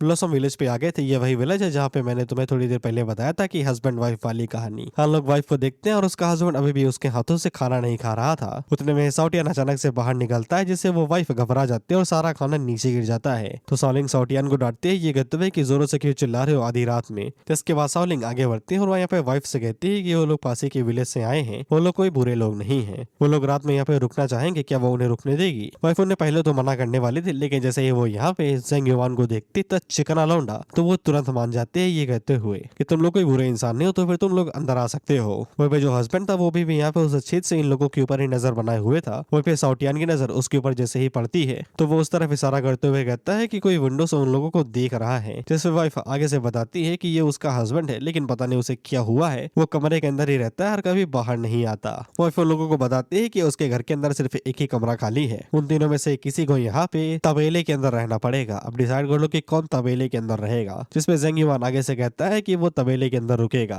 वहीं पे सॉलिंग को चिंता हो रही थी क्योंकि उसकी बॉडी अभी भी यहाँ पे रिकवर कर रही है, इसलिए साउटियन और सॉलिंग यहाँ पे कमरे के अंदर रुकेंगे और जंग युआन यहाँ पे तबेले के अंदर रुकेगा। जिसके बाद हम लोग जंग युआन को देखते हैं, इसने यहाँ पे आधे से ज्यादा मालिश को रिमूव कर दिया था। इसकी स्ट्रेंथ भी यहाँ पे 80% वापस आ गई थी, लेकिन जब तक ये पूरी तरीके से यहाँ पे मालिश को रिमूव करने का कोई तरीका नहीं ढूंढ लेता तब तक वो यहाँ पे हेवनली मिस्ट सेक्ट की तरफ आगे नहीं बढ़ सकता है। इसके बाद जंग युआन यहाँ पे अपनी लंबी चौकी बातें बता रहा था कि वो शॉर्ट के साथ ये कर पाया वो कर पाया, अल्टीमेटली वो शॉर्ट को यहाँ पे अपग्रेड कर रहा था। उतने में उसे बाहर से आवाज आती है तो फिर हम लोग देखते हैं कि यहाँ पे वाइफ आई हुई थी अपना अकेलापन दूर करने के लिए। इसके बाद हम लोग साउटियन और सॉलिंग को देखते हैं जो कि कमरे के अंदर थे। वहीं पे सॉलिंग थोड़े से चद्दर लेके जा रही थी ताकि यहाँ पे जंग युआन को सर्दी ना लगे। उतने में हम लोग बाहर यहाँ पे जंग युआन को देखते हैं और उसे सर्दी तो नहीं लगने वाली थी। वहीं पे जंग युआन वाइफ से कहता है कि आपको क्या चाहिए मोहतरमा। जिस पे वाइफ आगे से कहती है कि जब से वाइफ ने यहाँ पे उसको आज से देखा है वो उसे बुला नहीं पा रही है, आधे घंटे पहले मिली हो। इतने में कोई किसी को बुला नहीं पाता। कर वो जंग युआन से कहती है कि वो मैरिड है, उसको इस बात से कोई दिक्कत तो नहीं होगी ना। उतने में ही सॉलिंग यहाँ पे आ जाती है जो कि इन लोगों को ऐसा देख के हैरान हो गई थी।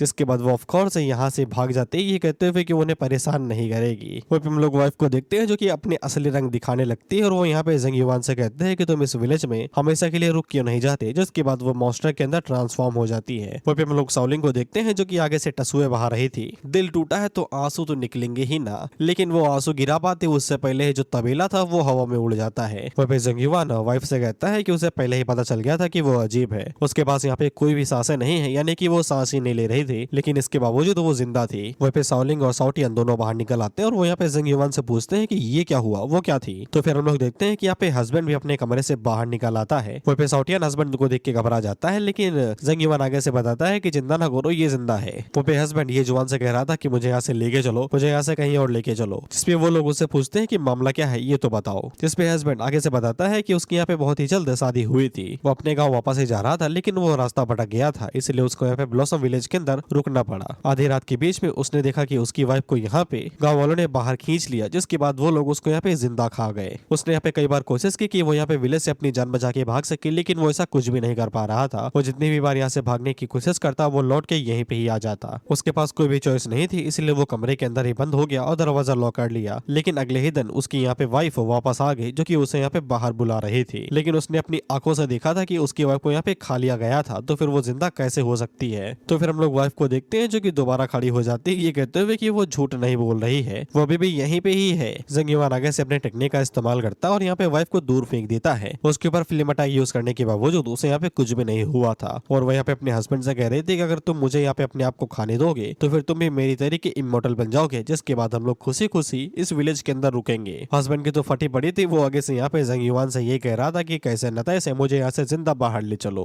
जिसके बाद हम लोग देखते हैं कि बाकी गाँव वाले भी आ जाते हैं, और ये भी किसी से कम नहीं थे, ये सभी यहाँ पे एरी थे, यानी कि एनोमली, अजीब और गरीब चीजें, जो कि यहाँ पे कह रहे थे कि हमारे गाँव के अंदर नए मेहमान आए हैं, इन्हें जल्दी से अपना बना लो ताकि हमारा गाँव बड़ा हो सके। हम लोग जंग युवान को देखते हैं, जो कि यहाँ पे साउटियन और साउलिंग को पकड़ता है और वो हस्बैंड को पीछे ही छोड़ देता है। उतने में विलेजर्स आते हैं, जो कि उसे अपने साथ पकड़ लेते हैं, ये कहते हुए कि तुम कहाँ जा रहे हो, तुम हमारे साथ ही रहोगे। वह पे जंग युवान उन लोगों से कहता है कि इन्हीं सब चीजों को तुम लोग यहाँ पे एरी बोलते हो क्या। जिसपे वो लोग आगे से कहते हैं कि हमें नहीं पता, और इतने में हस्बैंड की यहाँ पे हजामत चल रही थी। वह पे जंग युवान आगे से कहता है कि वो तीनों को नहीं बचा सकता है, इसलिए उसे यहाँ पे हस्बैंड को पीछे ही छोड़ना पड़ेगा। इसके बाद हम लोग जंग युवान को देखते हैं, जो कि एक पोर्टल के पार जाता है, तो वो दोबारा यहाँ पे गाँव के अंदर ही टेलीपोर्ट हो जाता है। जिसपे जंग युवान को हस्बैंड के बारे में याद आता है। उसने बोला था कि वो उसने यहाँ पे कई बार कोशिश की विलेज से भागने की, लेकिन वो कुछ भी करे वो लौट के वापस यहीं पे ही आ जाता था। इसलिए वो लोग रात को गांव के अंदर ही गुजारते हैं, एक अलग घर के अंदर। लेकिन गांव वालों ने इनका पीछा अभी भी नहीं छोड़ा था, वो अभी भी इनके पीछे पड़े हुए थे, दिन हो या रात। वो इनसे यही कहे जा रहे थे कि छुपो नहीं, बाहर आ जाओ, तुम्हें दिखाई नहीं दे रहा था क्या, हम लोग यहाँ पे बहुत ही प्यारे लोग हैं, हम बिल्कुल भी मार काट नहीं करते, सिर्फ खाना खाते हैं। वहाँ पे हस्बैंड वाइफ भी अभी इस गाँव की सतह से बन चुके थे, और ये बड़े प्यार से यहाँ पे रह रहे थे, और उनसे कह रहे थे कि बाहर आओ, तुम्हारी वजह से ही तो हम लोग मिल पाए हैं। वहाँ पे जंग युवान आगे से एक थ्योरी देता है कि हस्बैंड में यहाँ पे घर के अंदर कई महीनों और कई दिनों तक छुपा हुआ था, अटैक नहीं किया गया उसके ऊपर, जिसका मतलब यही है कि यहाँ पे विलेजर्स किसी दूसरे के घर के ऊपर हमला नहीं कर सकते, और ना ही वो किसी बिल्डिंग को यहाँ पे नुकसान पहुंचा सकते हैं। और अगर इस बात को ध्यान में रख के सोचा जाए तो फिर ये पूरा का पूरा गाँव ही एरी है। इस पे साउटियन आगे से कहता है कि तो फिर वो लोग यहाँ पे एस्केप कैसे करेंगे। इसका तो जंग युवान के पास भी कोई जवाब नहीं था। ये बात तो जंग युवान को भी बहुत ज्यादा विचलित कर रही थी, क्योंकि विलेजर्स इतने ज्यादा स्ट्रॉन्ग नहीं थे, लेकिन उनकी जो यहाँ पे एबिलिटीज थी वो पूरी तरीके से लॉजिक को यहाँ पे पलट दे रही थी। इस कल्टीवेशन वर्ल्ड के अंदर यहाँ पे जो हाई लेवल के कल्टीवेटर है उनके पास भी ऐसी एबिलिटीज नहीं होंगी, लेकिन इन विलेजर्स की जो एबिलिटीज है वो यहाँ पे पूरी तरीके से पावर ऑफ लॉज को ही तोड़ रही है और उनके जैसा यहाँ पे लॉ दिखा रही है। उतने में ही हम लोग देखते हैं कि दो लोग विलेज के अंदर आते हैं, और ये पूरे धड़ल्ले के साथ में आए थे जैसे कि इनके बाप का ही विलेज हो। उतने में विलेजर्स इनकी तरफ आगे बढ़ने लगते हैं, तो ये टोपीबाज बंदा आगे से बोलता है कि अगर उन लोगों ने इस विलेज को ऐसे ही छोड़ दिया तो कुछ ही देर के अंदर ये विलेज और भी ज्यादा भयानक बन जाएगा। वहाँ पे वो विलेजर्स इन लोगों से यही कह रहे थे कि अब आए हो तो फिर यहीं पे ही रुक जाओ ना। जिसके बाद वो इन लोगों की तरफ आगे बढ़ने लगते हैं खातिरदारी करने के लिए, लेकिन उतने में ही टोपेबाज आदमी के साथ में जो कि दूसरा बंदा था वो अपने हाथ को बाहर निकालता है, तो उसका हाथ यहाँ पे लोहे का बना था। सनी पाजी का रेफरेंस नहीं दे रहा, मैं सच में लोहे का बना था, और उसी लोहे के हाथ का इस्तेमाल करके वो एक बार में उन सभी विलेजर्स की फील्डिंग सेट कर देता है किस्तों में काट के, और उसने यहाँ पे दो लोगों को छोड़ दिया था जानबूझ के। टोपीबाज उससे कहता भी है कि ये दो बच गए हैं, लेकिन वो कोई भी रिएक्शन नहीं देता, और उतने में ही वो दो विलेजर उसे लपेट लेते हैं। लेकिन जब वो उसे लपेट ही रहे थे उतने में इनका गला यहाँ पे चोक कर जाता है, जिसके बाद ये अपने आप ही जाके पिघलने लगते हैं, और जब ये पिघलते हैं तो फिर उसके अंदर से वही टोपीबाज आदमी बाहर निकलता है। इसे तो वो विलेज वाला भी हैरान था कि ये कैसा प्राणी है, और टोपीबाज लोहेबाज से कहता है कि तुमने ये जानबूझ के किया था ना। जिसपे वो कहता है कि जब तुम मर ही नहीं सकते हो तो फिर फालतू में यहाँ पे बवाल क्यों कर रहे हो। जिसपे टोपीबाज आगे से कहता है कि वो तो ठीक है यार, लेकिन काटने पे दर्द तो होता है ना, चुत्तड़ पे काट लिया बताओ, टैटू लगा रहा है, आप कोई देखेगा तो उसे तो यही लगेगा ना कि तेल और चटाई का बिजनेस करता हूँ मैं। और फिर वो बाकी विलेजर्स की तरफ देखते हुए कहता है कि मैं जिनको एब्जॉर्ब कर लेता हूँ वो लौट के नहीं आते, इसलिए तुम्हारे विलेज के लिए मैं ही तुम्हारा जाति भाव एनिमी हूँ। जिसके बाद वो छाती को चीरता है और आगे से कहता है कि आओ अंदर आके समा जाओ। जिसके बाद वो एक बार में ही पूरे विलेज को अपने अंदर समाने लगता है। वहीं पे सक्सन इतना ज्यादा शक्तिशाली था, यानी हवा खींचने की शक्ति, कि ये लोग भी घसीटे जा रहे थे। वहीं पे टोपीबाज आदमी जैसे ही पूरे विलेज को निगल लेता है छाती के अंदर, तो फिर उसकी नजर यहाँ पे ज़ेंग युआन के ऊपर पड़ जाती है, जो कि दोनों को लेके तेजी के साथ भाग रहा था। जिसके बाद वो लोहे वाले हाथ के बंदे से कहता है कि इनके पीछे जाओ, लेकिन वो मना कर देता है, ये कहते हुए कि लो लेवल का कल्टीवेटर है, बाद में उन्हें छोड़ देंगे, वैसे भी उन्हें एब्जॉर्ब करने से तुम्हें कुछ मिलेगा नहीं। वह भी टोपीबाज आदमी को कोई भी दिक्कत नहीं थी, वो कुछ निकालने वाला था, लेकिन वो कुछ कर पाता उससे पहले ही उसके अंदर से कोई अजीब सी चीज बाहर निकलती है, जो कि ब्लू कलर की थी,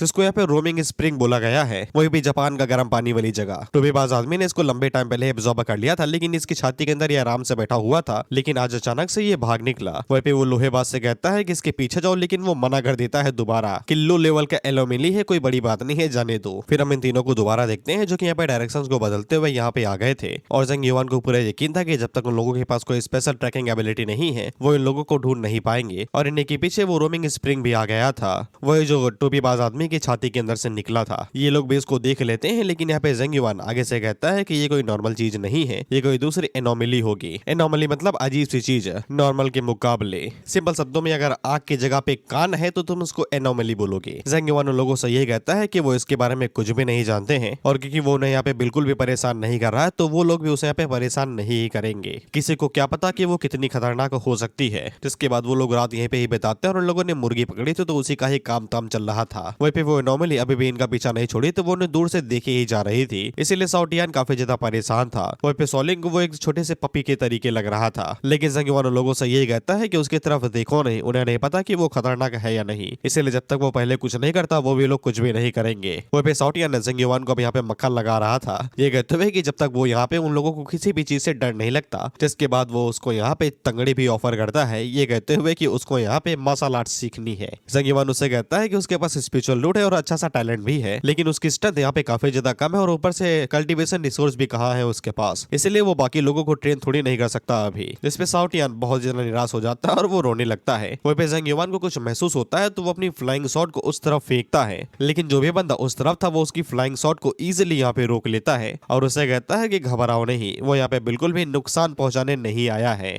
ये जिस तरीके से दिख रहा है, मैं सबसे पहले इसके अखरोट ही फोड़ता, अगर ये तब भी गुस्सा ना करता तब मैं मानता कि ये हार्मफुल नहीं है। साउटियान तो उसको देख के ही चिल्ला देता है, एनोमली है ये बुढ़ा। तो वो बुढ़ा बताता है कि वो एनोमली नहीं है, और वो लोगों की को चेक करके उन्हें बताता है कि वो लोग पक्का यहाँ पे कोई ना कोई डिसेबल होंगे। ज़ेंग युआन कहता है कि इससे तुम्हारा कोई लेना देना नहीं है, घूमने वाले हो ना तो तुरंत यहाँ से कट लो। तो वो बुढ़ा और भी ज्यादा जोरों से हंसने लगता है। ज़ेंग युआन उससे कहता है कि इतना काहे लिए हंस रहे हो भाई, किडनी तुम्हारी एक्सपायर हो जाएंगी। जिसपे वो बुढ़ा हंसते हुए बताता है कि उसे हंसली इसलिए आई क्योंकि उन लोगों ने उसे पहचाना नहीं, उन लोगों ने हाल ही में सेक्ट को ज्वाइन किया होगा, नहीं तो वो लोग उसे यहाँ पे पहचान जाते, क्योंकि वो यहाँ पे खजाना बाटू मित्र के नाम से काफी ज्यादा फेमस है। ज़ेंग युआन को समझ में आ जाता है कि बुढ़ा यहाँ पे खतरे से कम नहीं है, इसलिए पंगा लेने का कोई फायदा नहीं है, अवॉइड ही करो। इसलिए वो बुढ़े से कहता है, खजाना बाटू मित्र, क्या खजाना लेके आए हो। इस पे बुढ़ा आगे से बताता है कि उसके पास यहाँ पे ब्लड आर्टिफैक्ट्स हैं और भी कई सारी चीजें। वहीं पे साउटियान ज़ेंग युआन से कहता है कि ये बुढ़ा डरावना है, इसका दिया हुआ कुछ भी न लेना। वो पे वो बुढ़ा उन लोगों से खुद ही कहता है कि अगर तुम्हें नहीं चाहिए तो मैं तुम्हें फोर्स से नहीं करूंगा, लेकिन ज़ेंग युआन तुरंत उन आर्टिफैक्ट्स को ले लेता है और उसे कहता है कि अब वो यहाँ से जा सकता है।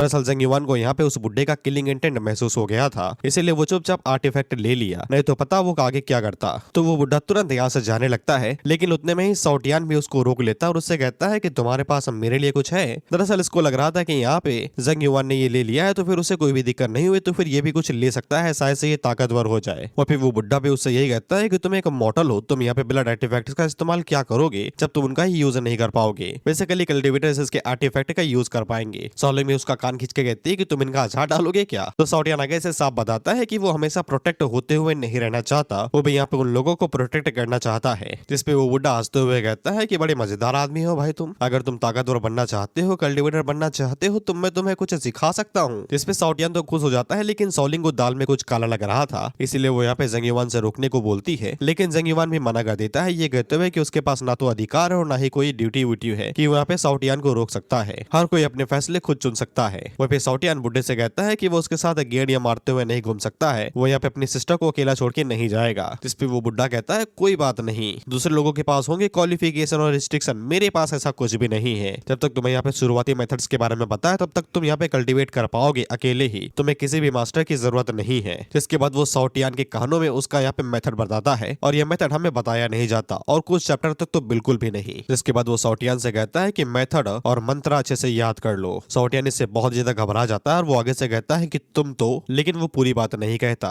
तो वो बुड्ढा उसे कहता है कि तुम्हारा साथी तो यहाँ पे हेवनली मिस्ट सेक्ट से है, उसके मुकाबले में मेरा सेक्ट यहाँ पे कुछ भी नहीं है। और वो जाते हुए ये कहता है कि जब वो दोनों दोबारा मिलेंगे तो वो एक दूसरे को यहाँ पे फेलो कल्टीवेटर्स बोलेंगे। इतना कहने के बाद में वो बुड्ढा हंसते हुए यहाँ से निकल जाता है। वह फिर सॉलिंग उसे पूछती है कि बुड्ढे ने तुम्हें क्या सिखाया। वह फिर जंग युवान भी उसे ये पूछता है कि कल्टीवेशन मेथड इतना ज्यादा हार्ड है क्या एक्सेप्ट करना। साउटियान भी यहाँ पे इन्हें पूरी बात नहीं बता पाता, तो जंग युवान को पहले ही समझ में आ जाता है कि अगर यहाँ पे कल्टीवेट करना इतना ज्यादा इजी है तो फिर वो कोई राइटियस पाथ तो बिल्कुल भी नहीं है, क्योंकि अगर कोई चीज इतनी आसानी से मिल जाए तो वो कोई चीज ही नहीं है। वह फिर सॉलिंग उसे कहती है कि कंडीशन कुछ भी हो तुम कोई गलत रास्ता नहीं उठाओगे। इस पे साउटियान आगे से कहता है कि बिल्कुल भी नहीं। वह फिर जंग युवान उसे कहता है अगर तुम इतना ही ज्यादा भाई अटके हुए हो तो फिर मैं तुम्हें छोटी बड़ी चीजें सिखा सकता हूँ। इस पे साउटियान काफी ज्यादा खुश हो जाता है, लेकिन जंग युवान उसको बताता है कि वो उसकी मदद सिर्फ की रिफाइनिंग स्टेज तक ही कर पाएगा, बेसिक सिखा पाएगा सेल्फ डिफेंस के लिए, जिसके बाद आगे का उसे यहाँ पे खुद हैंडल करना पड़ेगा। इसके बाद वो लोग आगे बढ़ जाते हैं ताकि खजाना बाटू मित्र वापस ना आ सके। अगली सुबह जब तक सॉलिंग जाके उठती है तो फिर उसे यहाँ पे साउटियान कल्टीवेट करता हुआ दिखाई देता है। जंग युवान बताता है कि यहाँ पे साउटियान का जो एप्टीट्यूड है वो काफी ज्यादा अच्छा है, वो इजीली यहाँ पे कल्टीवेट कर पा रहा है और बहुत ही जल्द वो यहाँ पे की रिफाइनिंग की फर्स्ट लेयर पे आ जाएगा। वहीं पे सॉलिंग को इस बात की चिंता हो रही थी कि अगर वो यहाँ पे क्लियर की को एब्जॉर्ब करेगा तो क्या वो पेड़ के अंदर नहीं बदल जाएगा, लेकिन जंग युवान आगे से बताता है कि उसने यहाँ पे की कंडेंसेशन टेक्निक का इस्तेमाल किया है, इसलिए साउटियान को कुछ भी नहीं होगा और वो भी इस टेक्निक का इस्तेमाल करके ही कल्टीवेट करता है। लेकिन अगले ही पल हम लोग देखते हैं कि साउटियान की बॉडी के अंदर अचानक से कुछ होने लगता है, जिसके बाद वो भी यहाँ पे पेड़ के अंदर बदलने लगता है। इसलिए जंग युवान तेजी के साथ आगे बढ़ता है और उसकी बॉडी के अंदर से क्लियर की को पूरी तरीके से निकाल देता है,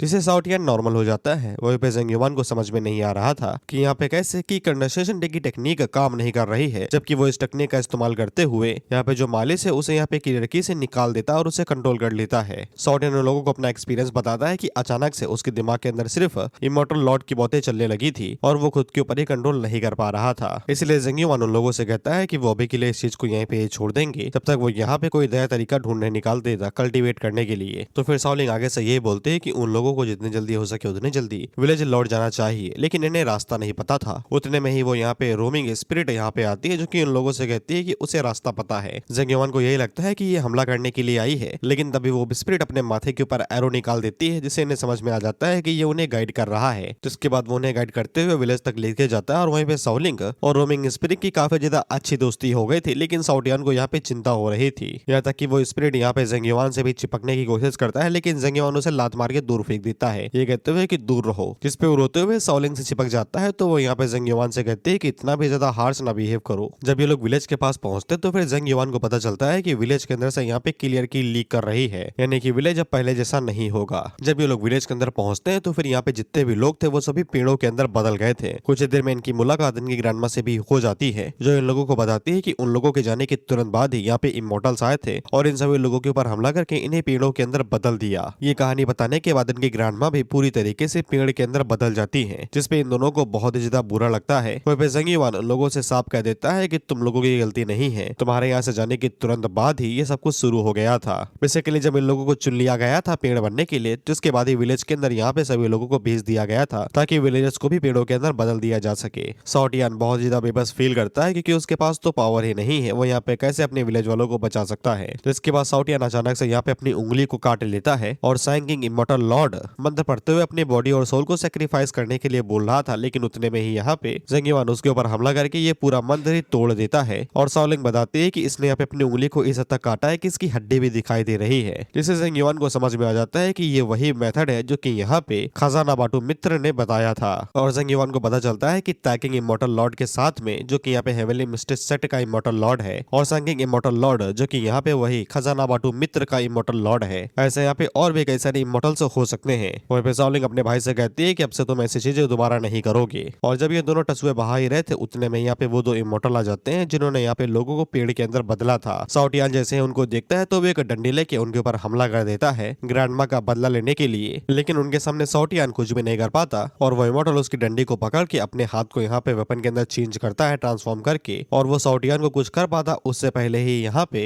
जंग युवान उसके हाथ के ऊपर हमला करता है और उसके हाथ को उसके शरीर से अलग कर देता है, जिसपे वो दूसरा इमॉर्टल बहुत ज्यादा हैरान था। और जब वो यहाँ पे जंग युवान की तरफ देखता है तो वो पहचान जाता है कि ये वही बंदा है जिसको जियांगजी ने यहाँ पे सेक्ट का सबसे वांटेड यानी कि अपराधी पर्सन बनाया हुआ है। और ये देखते ही वो तुरंत यहाँ से भाग लेता है और वहीं पे साउटियान दूसरे वाले बंदे के ऊपर चढ़ाई कर रहा था और डंडे से पीट पीट कर उसकी जान ले लेता है वो। वहीं पे दूसरा बंदा भागते हुए बोलता है कि यहाँ पे जेंग युआन की जो स्ट्रेंथ है वो जियांगजी के बराबर की है, इसलिए वो यहाँ पे जीत बिल्कुल भी नहीं पाएगा। लेकिन जब वो यहाँ पे भाग रहा था तब यहाँ पे जो जमीन थी वो अचानक से बाहर निकलती है और जैसे हम ताली बजा के मच्छर की जान लेते हैं, कोई बिल्कुल वैसे ही इसकी जान ले लेता है और खून बिल्कुल वैसे ही बाहर निकलता है जैसे हाथों पे चिपक जाता है। जिसके बाद यहाँ पे वो पर्सन आता है जिसने यहाँ पे उस बंदे की जान ली थी, जो कि शुरुआत में तो इन लोगों को नॉर्मली समझ रहा था, लेकिन वो जैसे ही यहाँ पे जेंग युआन की तरफ देखता है तो वह यहाँ पे उसको पहचान जाता है और उससे ये भी पता चल जाता है कि यही वो पर्सन है जिसने यहाँ पे उसके भाई की जान ली थी। और वो काफी ज्यादा खुश हो जाता है क्योंकि वो तो अपने भाई की मौत का बदला लेना ही चाहता था। जेंग युआन को समझ में आ जाता है कि ये बंदा पहले वालों के मुकाबले में बहुत ज्यादा स्ट्रॉन्ग है, इसीलिए वो यहाँ पे यी से कहता है कि सिबलिंग्स को लो और यहाँ से निकल जाओ। हाँ, इस स्पिरिट का नाम यहाँ पे यी है। वहीं पे ये सुन के काफी ज्यादा खुश हो जाता है कि जेंग युआन ने उसे ऑर्डर दिया, जिसके बाद वो एटीट्यूड में उन दोनों को उठाता है और यहाँ से लेके निकल जाता है। वहीं पे ये बंदा जेंग युआन से कहता है कि भले तुम्हें जियांगजी ना पकड़ पाई हो, लेकिन मेरे सामने तुम बिल्कुल भी नहीं टिक पाओगे। और इसकी जो यहाँ पे टेक्निक थी वो यहाँ पे डिवाइन आर्ट्समैन की थी और ये सैंगिंग इमॉर्टल लॉ टेक्निक का इस्तेमाल करता है। जेंग युआन हम लोगों को बताता है कि यहाँ पे हेवनली मिस्ट सेक्ट के जो डिसाइपल होते हैं वो अपनी फिजिकल फॉर्म को यहाँ पे ट्रांसफॉर्म कर सकते हैं और ऑब्जेक्ट को भी ट्रांसफॉर्म कर सकते हैं। जियांगजी के पास में यहाँ पे कोई खास तरीके की एबिलिटी थी, वॉइड एबिलिटी, लेकिन यहाँ पे जो इस बंदे की एबिलिटी है वो ऑब्जेक्ट को यहाँ पे चेंज करने की एबिलिटी है, जो कि यहाँ पे वीक है और इसको यहाँ पे मैनेज किया जा सकता है। बेसिकली यहाँ पे पत्थर लकड़ी सब कुछ कंट्रोल कर सकता है अपनी मनमर्जी के हिसाब से। वहीं पे ये बंदा जेंग युआन के ऊपर हमला करते हुए अपनी कहानी बता रहा था कि ये और इसका भाई दोनों गरीबी में पले बड़े हैं, इसके फादर भूख से मर गए थे, इसकी मदर यहाँ पे जम के मर गई थी बस उन दोनों को जिंदा रखने के लिए। इसके बड़े भाई ने बहुत सारे काम किए हैं, चोरी डकैती, सिर्फ इसको यहाँ पे पालने पोसने के लिए, जिसके चलते वो यहाँ पे कई बार मरते मरते बचा था। लेकिन जेंग युआन ने उसे यहाँ पे मार दिया और ये कहते हुए ये जेंग युआन के ऊपर हमले भी करे जा रहा था। इन लोगों ने सर्वाइव करने के लिए सब कुछ किया, कई सारी जानें ली।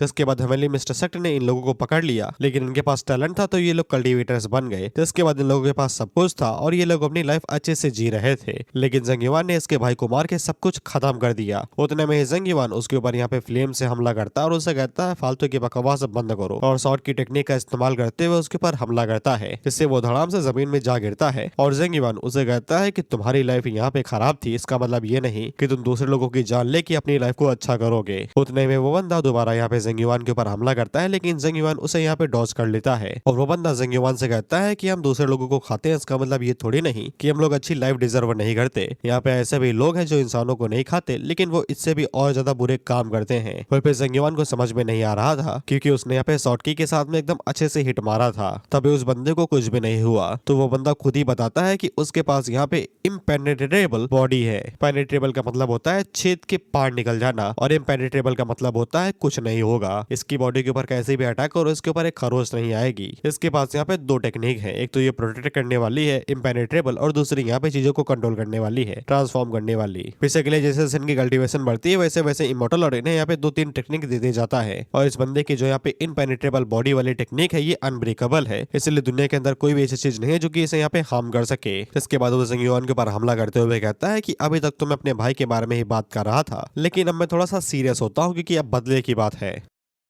जिसके बाद हम लोग ई को देखते हैं जो कि इन दोनों को कहीं दूर ले आया था। वहीं पे साउटियन उसके ऊपर ही चिल्ला रहा था कि उसे वापस लेके जाओ, वो यहाँ पे उस बंदे से बदला लेना चाहता है। लेकिन शाओलिंग साउटियन को शांत कराते हैं ये कहते हुए कि अगर वो लोग वहाँ पे जाएंगे तो वो लोग कुछ भी नहीं कर पाएंगे सिवाय जेंग युआन के ऊपर बोझ बनने के। और वो साउटियन को समझाती है कि वो भी यहाँ पे उतना ज्यादा दुखी है जितना वो ग्रैंडमा के जाने की वजह से, लेकिन अगर उसे कुछ हो जाएगा तो फिर वो यहाँ पे क्या ही कर पाएगी। और अगर शाओलिंग ने यहाँ पे साउटियन को खो दिया तो फिर वो क्या करेगी। और साउटियन भी इस बात को काफी अच्छे से समझता है। जिसके बाद हम इनकी फाइट पे दोबारा आ जाते हैं जहाँ पे जेंग युआन उन सभी स्पाइक्स को इजीली डॉज करता है और उसके पास शॉर्ट की से लगातार हमले करते रहता है, लेकिन इम्पेनेट्रेबल बॉडी की वजह से उसके ऊपर कुछ भी नहीं हो रहा था। वो इजीली उन सभी अटैक्स को अपनी बॉडी के ऊपर ले रहा था और कहता है कि ये यूजलेस एफर्ट्स छोड़ दो, मुझे यहाँ पे कुछ भी नहीं होगा। जिसके बाद वो जेंग युआन की शॉट को पकड़ता है और उसे यहाँ पे पत्थर के अंदर कैद कर देता है। वहीं पे जेंग युआन का प्लान तो यही था कि वो फाइट छोड़ के भाग जाएगा जैसे ही भाई बहन यहाँ से भाग जाएंगे, लेकिन अब उसे यहाँ पे पकड़ लिया गया है और उतने में ही वो बंदा जेंग युआन के सीने के अंदर अपना हाथ घुसा देता है, जिससे यहाँ पे वो उसका खून बाहर निकाल देता है। जिसके बाद वो जेंग युआन से कहता है कि जियांगजी तुम्हें पकड़ नहीं पाई, लेकिन इसका कोई भी फायदा नहीं है, मैंने तुम्हें पकड़ लिया।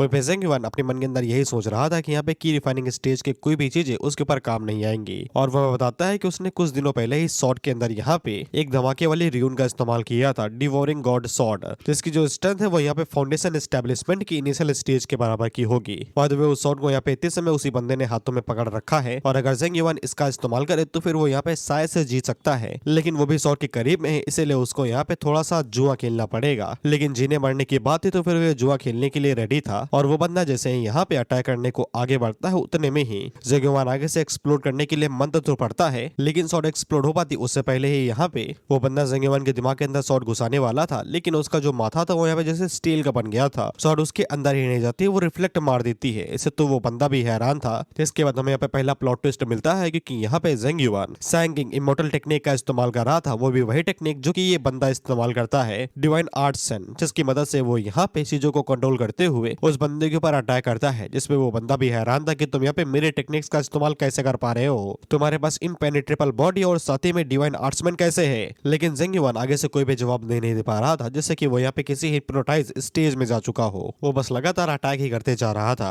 उस बंदे को यही लगता है कि यहाँ पे एबिलिटी तो कॉपी कर ली गई है, लेकिन क्वालिटी कहाँ से लाओगे। लेकिन ज़ेंगियोवान एक टेक्निक का इस्तेमाल करता है जिसको देख के उस बंदे की आंखें फट जाती है। जिसके बाद हम इन तीनों पे दोबारा आ जाते हैं, जो कि यहाँ पे उस जगह पे जा रहे थे जहाँ पे उन दोनों की फाइट चल रही थी, क्योंकि सॉलिंग को यहाँ पे ज़ेंगियोवान की चिंता हो रही थी। लेकिन उतने में ज़ेंगियोवान खुद ही यहाँ पे आ जाता है, जिसके हालात काफी ज्यादा खराब थे। वो थका हुआ लग रहा था। ज़ेंगियोवान भी उसी चीज के बारे में सोच रहा था कि अचानक से उसकी बॉडी आउट ऑफ कंट्रोल कैसे चली गई, और ऊपर से उसने यहाँ पे किसी दूसरे पर्सन की एबिलिटी का भी इस्तेमाल किया। कहीं ये सब कुछ क्लियर की इफेक्ट की वजह से तो नहीं हो रहा है, या फिर ये कोई कल्टीवेशन एरर है। वही पे सॉलिंग उसे पूछती है कि उसने एक बहुत बड़ी धमाके की आवाज सुनी, वो ठीक तो है। जिसपे ज़ेंगियोवान उन्हें बताता है कि वो पर्सन तो वहीं पे ही नीचे दबा हुआ है पत्थर के नीचे, लेकिन उसे ये नहीं पता कि वो जिंदा है या नहीं, क्योंकि उसके पास स्ट्रेंथ ही नहीं है चेक करने की। सॉल्टियन को काफी ज्यादा चिंता हो रही थी कि अगर वो जिंदा होगा तो वो इनके पीछे दोबारा आ सकता है। लेकिन ज़ेंगियोवान बताता है कि अगर वो यहाँ पे जिंदा हुआ लेकिन फिर भी काफी ज्यादा घायल होगा और शायद से अनकॉन्शियस भी हो, इसीलिए वो इनके पीछे अभी ही तो नहीं आएगा। इसलिए वो लोग आराम करके कहीं और जा सकते हैं सेफ जगह के लिए। वहीं पे ये लोगों से कहता है कि विलेज जाने का कोई भी फायदा नहीं है, अब से वो दोनों को प्रोटेक्ट करेगा और इनके लिए कोई अच्छी सी सेफ जगह ढूंढ देगा। जिसके बाद वो वहीं बैठ जाता है और उनसे कहता है कि जैसे उसकी स्पिरिचुअल एनर्जी वापस रिकवर होगी तैसे ही वो लोग किसी पास के टाउन में चले जाएंगे और देखेंगे कि आगे क्या करना है। वो ज़ेंगियोवान अपने मन के अंदर यही सोच रहा था कि उसे इस वर्ल्ड के अंदर आए हुए सिर्फ कुछ ही दिन हुए हैं, लेकिन उसे अभी तक पता नहीं चला कि उसका असेसन फेल क्यों हुआ था और लगातार अजीबोगरीब चीजें उसके साथ होती ही जा रही है। और ऊपर से अब तो उसकी बॉडी के अंदर भी कोई दिक्कत आ गई है। लेकिन अभी के लिए यहाँ पे ज़ेंगियोवान का फोकस यही है कि वो जितनी जल्दी हो सके उतनी जल्दी फाउंडेशन एस्टेब्लिशमेंट में ब्रेक थ्रू करे और पता लगाए कि उसकी बॉडी के साथ क्या दिक्कत है। जिसके बाद अगला सीन ल्यूज़ाओ सिटी का होता है और यहाँ पे अलग ही बवाल चल रहा था। हम लोग एक बिल्ली को देखते हैं जो कि मस्त थी अपने में ही, उतने में एक बच्चा उसके ऊपर बल्ला लेके आता और उसका तरबूज फोड़ने की कोशिश करता है। ये तो कहो बिल्ली के रिफ्लेक्सेस तेज थे तो वो बच जाती है, लेकिन बच्चे उसका पीछा अभी भी नहीं छोड़ते और इनके हाथों में हथियार थे, कैंची, छुरा, बल्ला, और ये उसके पीछे पड़ जाते हैं। ये कहते हुए कि खोपड़ फोड़ो रे। वही का ऑफिशियल था, वो यहाँ पे इन बच्चों के ऊपर नजर बनाए हुए था और वो बताता है कि आजकल ये बच्चे कुछ भी कर रहे हैं। किसी दिन तो उन लोगों ने एक आदमी का खोपड़ा फोड़ दिया था। ये कहते हुए ये तरबूज जैसा दिख रहा है और ऐसे इंसिडेंट लगातार सिटी के अंदर बढ़ते ही जा रहे हैं। अचानक से बच्चों के अंदर वायलेंस बहुत ज्यादा बढ़ गया है और इनका कोई मोटिव भी नहीं होता, ये बिना वजह ही हमला करे जा रहे हैं, यानी कि मामला सुपरनैचुरल है। इसलिए यहाँ का जो गवर्नर था वो ये सोच रहा था कि इसके पीछे पक्का न पक्का कोई एबनॉर्मलिटी हो सकती है। और सिटी का जो गवर्नर था वो अपने सामने खड़े हुए लॉर्ड चेन से कहता है कि इस सिटी के बच्चों को बचा लो। बदवे इसी बंदे का नाम यहाँ पे लॉर्ड चेन है, जिसके चेहरे के ऊपर स्कार है। जिसके बाद हम इन तीनों को देखते हैं और ये तीनों भी यहाँ पे ल्यूज़ाओ सिटी ही आए हुए थे, क्योंकि ये को यही सबसे करीबी सिटी लगी थी। वही पे युवान को घंटा फर्क नहीं पड़ता, उसको सिर्फ एक ही जिससे मतलब है कि यहाँ पे इंग्रेडिएंट्स मिल जाए फाउंडेशन एस्टेब्लिशमेंट पिल बनाने के लिए। जिसके बाद ये तीनों सिटी के अंदर आ जाते हैं, खासकर मार्केट के अंदर। वही पे इन दोनों को जगह काफी ज्यादा पसंद आई थी पहली बार जो सिटी के अंदर आए थे, लेकिन युवान काफी ज्यादा परेशान था क्योंकि उसे जगह के हालातों को देख के पता चल गया था कि यहाँ पे मर्चेंट्स बहुत ही कम आते हैं, आएंगे भी कैसे भाई, बच्चे ही जब तरबूज फोड़ने के पीछे पड़े हुए हैं। इसलिए युवान को काफी ज्यादा चिंता थी कि यहाँ की फार्मेसी शॉप के पास इंग्रेडिएंट्स होंगे भी या नहीं। इसके बाद वो एक हर्बल हॉल के अंदर जाता है और यहाँ पे उन सभी इंग्रेडिएंट्स के बारे में बताता है जो उसको चाहिए थे।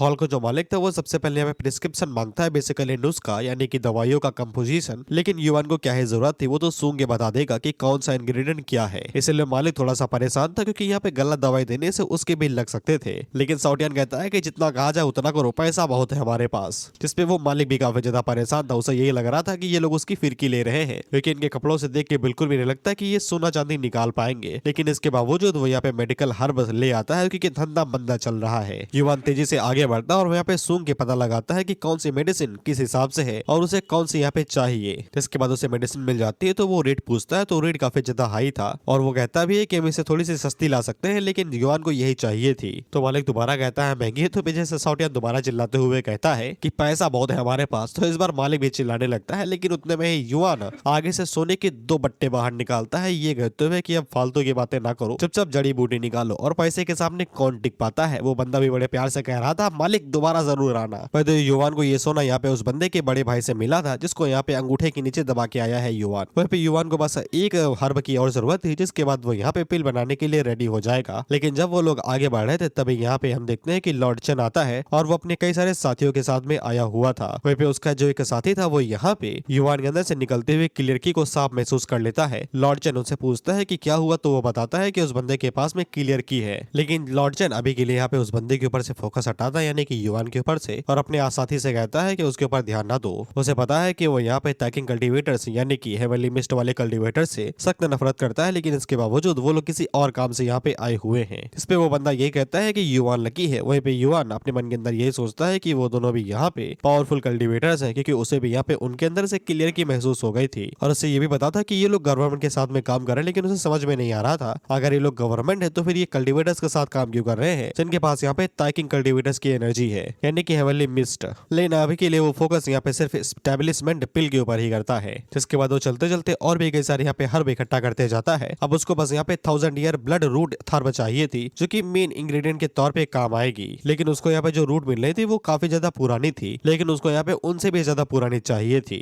उतने में एक बूढ़ा आदमी यहाँ पे युवान के पास आता है और उससे कहता है क्या वो यहाँ पे 1000 ईयर ओल्ड ब्लड रूट ढूंढ रहा है क्या। जिसके बाद वो लंबा चौखा बताता है कि वो कैसे उगती है और कहाँ मिलती है, और वो बताता है कि उसके पास 100 साल पुरानी यहाँ पे 1000 ईयर ओल्ड ब्लड रूट है। सौटियान को यकीन नहीं होता और वो आगे साथ उसके साथ दोबारा भिड़ने लगता है, ये कहते हुए कि सस्ती करो। लेकिन बुढ़ा जैसे ही यहाँ पे ब्लड रूट को बाहर निकालता है, जो कि यहाँ पे एक्सट्रीम लेवल की क्वालिटी पे थी, तो युवान को वो काफी ज्यादा पसंद आती है। इसीलिए वो तुरंत ही यहाँ पे मुंह मांगे दाम पे ब्लड रूट को खरीद लेता है। जिसपे बूढ़ा तो काफी ज्यादा खुश हो जाता है हाथों के ऊपर 3 सोने के बट्टे देख के, और वो कहता है दोबारा जरूर आना। वहीं पे सौटियान को यही लग रहा था कि वो लोग यहाँ पे प्राइस को कम कर सकते थे अगर थोड़ा सा बार्गिन कर लेते, लेकिन जॉलिंग आगे से यही कहती है कि ये युवान का पैसा है, वो जैसे चाहे तैसे खर्चा कर सकता है। लेकिन युवान काफी ज्यादा खुश था, क्योंकि यहाँ पे इस एक्सपीरियंस से उसे समझ में आ गया था कि इस वर्ल्ड के अंदर यहाँ पे extra ordinary rich spiritual herbs की कमी नहीं है। इसलिए अब उसे यहाँ पे मेडिकल पिल्स के बारे में चिंता करने की जरूरत नहीं है। अगर उसके पास यहाँ पे पैसा और रिसोर्स है तो फिर यहाँ पे आसानी के साथ कोई भी पिल रिफाइन कर सकता है। इसके बाद हम लोग लॉर्ड चन को देखते हैं, जो कि एक जगह पे जाते हैं और यहाँ का जो गवर्नर था वो उनको बताता है कि अंदर इमोर्टली और एक और कल्टीवेटर है।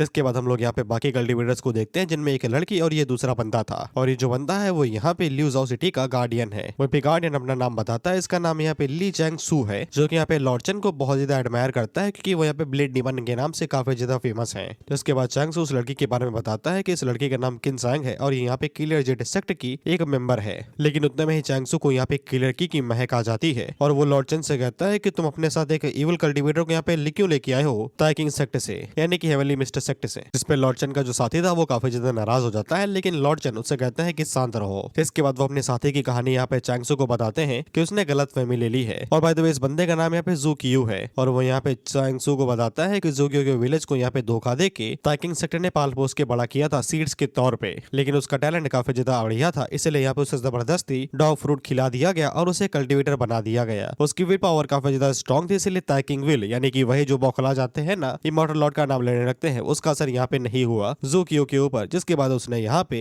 उनके सेक्टर से पीछा छुड़ाया और उसकी यहाँ पे रैंक को ज्वाइन कर लिया। हालांकि वो टैकिंग सेक्टर से बहुत ज्यादा नफरत करता है। चैंग सू आगे से कहता है कि टैकिंग कल्टीवेटर्स को यहाँ पे हर दिन डॉग फ्रूट खाने की जरूरत पड़ती है, ताकि वहाँ पे टैकिंग विल को सप्रेस कर सके, यानी कि इमॉर्टल लॉर्ड जब भी यहाँ पे गाना गाता है तो ये बौखलाने जाते, ट्रांसफॉर्म नहीं हो जाते, उसको सप्रेस करने के लिए। लॉर्ड चन आगे से बताते हैं कि यहाँ पे ज़ूकियो डॉग फ्रूट को कंज्यूम नहीं करता है, लेकिन उसकी जगह वो यहाँ पे सोल एक्सटिंग्विशिंग पिल्स का इस्तेमाल करता है सप्रेस करने के लिए। हालांकि इस पिल को कंज्यूम करने से उसका लाइफ स्पैन कम होता है और साथ ही में बहुत जबरदस्त दर्द का सामना करना पड़ता है, लेकिन वो करता है। चैंग सू को इस बात के ऊपर यकीन तो नहीं होता, लेकिन वो आगे से माफी जरूर मांगता है। इसके बाद वो पे लॉर्ड चन से कहता है कि उन्हें पहले ही पता है कि वो लोग यहाँ पे सिटी के जो बच्चे हैं वो पूरी तरीके से बौखला चुके हैं, और उन्हें पक्का यकीन है कि ये किसी नॉर्मल रीजन की वजह से तो नहीं हो रहा और ना ही ये नेचुरल है। इसलिए उन लोगों ने यहाँ पे लॉर्ड चन को बताया था हाई अथॉरिटीज को रिपोर्ट करके, और वो 2 दिनों से यहीं पे घूम रहे, उन्हें पक्का कुछ पता चला होगा। लॉर्ड चन उन्हें बताता है कि वो भी यहाँ पे घुमा और उसे भी अच्छे से पता है, लेकिन स्टिल वो पूरी तरीके से नहीं बता सकता है कि ये चीज इविल कल्टीवेटर से रिलेटेड है या नहीं, या फिर ये कोई मिस्टीरियस फोर्स है। लेकिन उसके पास एक थ्योरी जरूर है, जिसको यहाँ पे कंप्लीट करने के लिए उसको यहाँ पे कई सारे कांस्टेबल की जरूरत पड़ेगी, जो कि लोकल होंगे। चैंग सू यहाँ पे किन से पूछता है कि वो इस बारे में क्या सोचती है, जिसपे किन आगे से यही बताती है कि वो लोग सोचेंगे काम वो करेगी, यानी है कि तुम्हें जो थ्योरी है बनानी बनाओ, बाकी मैं देख लूंगी। इसलिए चैंगसू भी आगे से लॉर्ड चन से कहता है कि तुम्हें जो थ्योरी करनी है करो, हम लोग तुम्हारे साथ हैं। जिसके बाद अगले दिन हम लोग यहाँ पे साउटियान को देखते हैं और ये काफी ज्यादा परेशान था क्योंकि इन लोगों ने एक भट्टी को रेंट कर लिया था अगले कुछ दिनों के लिए। भट्टी वहां पे होती है जहाँ पे कच्चे ईंटें और कच्चे बर्तन पकाए जाते हैं। और फिर सब लोग आगे से ये कह रहे थे कि वो उसका पैसा है यार, तुम्हें क्या दिक्कत है, वो भट्टी रेंट करे या फिर होटल। और फिर हम लोग भट्टी के अंदर यहाँ पे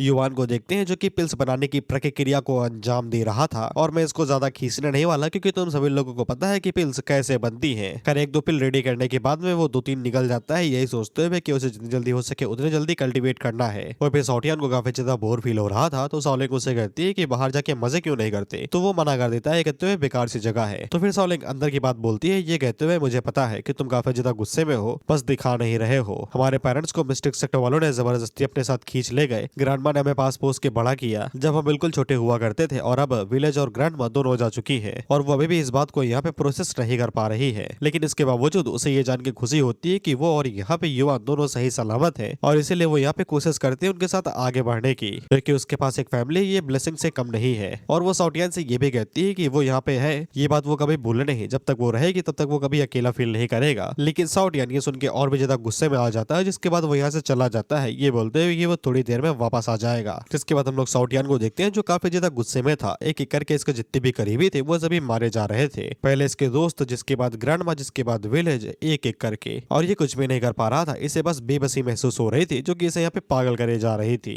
साउटियान के मन के अंदर यही चल रहा था कि अगर इसके पास भी युवा जैसे स्ट्रेंथ होती। बाय द वे ये लोग यहाँ पे युवान को ब्रदर फैंग के बुलाते हैं, मैं नहीं बुलाता क्योंकि मैंने ध्यान ही नहीं दिया और ना ही मैं दूंगा। साउटियान आगे हमें कुछ बता पाता उससे पहले एक बच्चा उसके ऊपर हथौड़ा लेके उसका तरबूजा फोड़ देता है गड़ाम से, जिससे साउटियान बेहोशों के नीचे ही गिर जाता है। वह भी ये बच्चे खुश थे कि इन लोगों ने इस बार यहाँ पे जिंदा इंसान पकड़ा है। वह पे जो बाकी लोग थे वो सिर्फ फालतू में बड़बड़ा रहे थे, कोई भी इनकी मदद करने के लिए नहीं आ रहा था। साउटियान को होश आ जाता है और वो उन्हें गाली दे ही रहा था, उतने में बच्चा दोबारा हथौड़ा लेके आगे बढ़ता है तो वो बूढ़ा आदमी बीच में दोबारा आ जाता है जिसने यहाँ पे इन लोगों को वो ब्लड रूट बेची थी और वो यहाँ पे साउटियान के लिए हथौड़े अपनी पीठ पे लेता है। वो पे बुढ़ा इन बच्चों से कहता है कि भाग जाओ इससे पहले कि तुम्हारी चोटी आपस में बांध के रस्सी से लपेट के लट्टू बना दूं। जिसपे ये बच्चे डर के यहाँ से तुरंत भाग जाते हैं। ये बोलते हैं मजा खराब कर दिया, इधर आज साले बताता हूँ मजा कैसे खराब किया। और मुझे समझ में नहीं आ रहा कि अभी तक इनके ऊपर थप्पड़ क्यों नहीं चले, ऐसे ही बच्चे बिगड़ते हैं भाई। इसके बाद साउटियान बुढ़े के सामने ही बेहोश हो जाता है और वहीं से सीन शिफ्ट होकर लॉर्ड चन के ऊपर आ जाता है जो यहाँ पे लोकल अथॉरिटीज के साथ में एकेडमीज को सर्च कर रहे थे, बेसिकली स्कूलों को।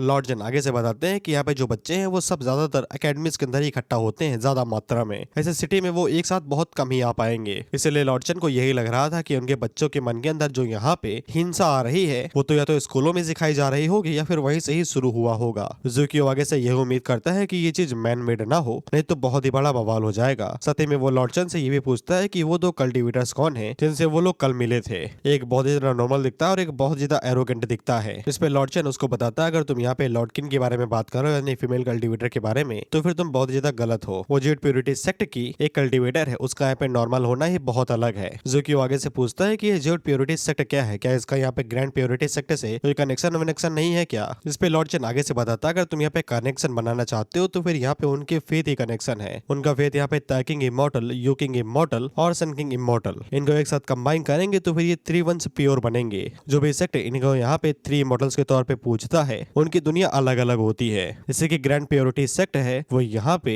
लोगों को पेड़ों के अंदर बदल देता है और उनको यहाँ पे डॉग फ्रूट के तौर पे सेक्रीफाइस करता है। और अपना जो हेवनली मिस्टर सेक्ट है वो यहाँ पे ग्रैंड प्योरिटी सेक्ट का एक सब ब्रांच है, यानी कि उससे नीचे आता है। टॉप लेवल पे यहाँ पे ग्रैंड प्योरिटी सेक्ट ही होगा। हालांकि उनकी कल्टीवेशन वीक होती है लेकिन उनकी तादाद इतनी ज्यादा होती है कि उन्हें पूरी तरीके से मिटाना नामुमकिन सा होता है। वह जो किन की कल्टीवेशन आती है वो यहाँ पे जानते हो जेड प्योरिटी सेक्ट से आती है और उनको ऑर्थोडॉक्स सेक्ट माना गया है चेंग किंगडम के द्वारा, यानी कि उन्हें एक अच्छा सेक्ट माना जाता है, इविल नहीं माना जाता। हालांकि जो प्योरिटी सेक्ट होता है उसके जो कल्टीवेटर होते हैं वो यहाँ पे अपने इमोशंस को त्याग के कल्टीवेट करते हैं, जैसे कि खुशी, निराशा, नफरत, प्यार, डर, गुस्सा और चाहत। इसीलिए जो किन है वो पूरी तरीके से यहाँ पे इमोशनली डिस्टैच नजर आती है, यानी कि उसके ऊपर ज्यादा इमोशन दिखाई नहीं देते। जिसके बाद ज़ुकियो आगे से पूछता है ठीक है लेकिन यहाँ पे अपर प्योरिटी सेक्ट के बारे में क्या। अब ये जो अपर प्योरिटी सेक्ट है यहाँ पे वही खजाना बाटू मित्र का सेक्ट है, सनकिंग इमॉर्टल का दिया हुआ सेक्ट। जिसके बाद वो लोग बाई अकेडमी के अंदर आ जाते हैं और डायरेक्ट अंदर घुस जाते हैं। और लॉर्ड चन आगे से कहता है कि चप्पा चप्पा छान मारो, कोई भी जगह छूटनी नहीं चाहिए। और कमाल की बात ये थी कि यहाँ का जो ओनर था वही टोपीबाज आदमी था जिसको हम लोगों ने पहले ही देखा है।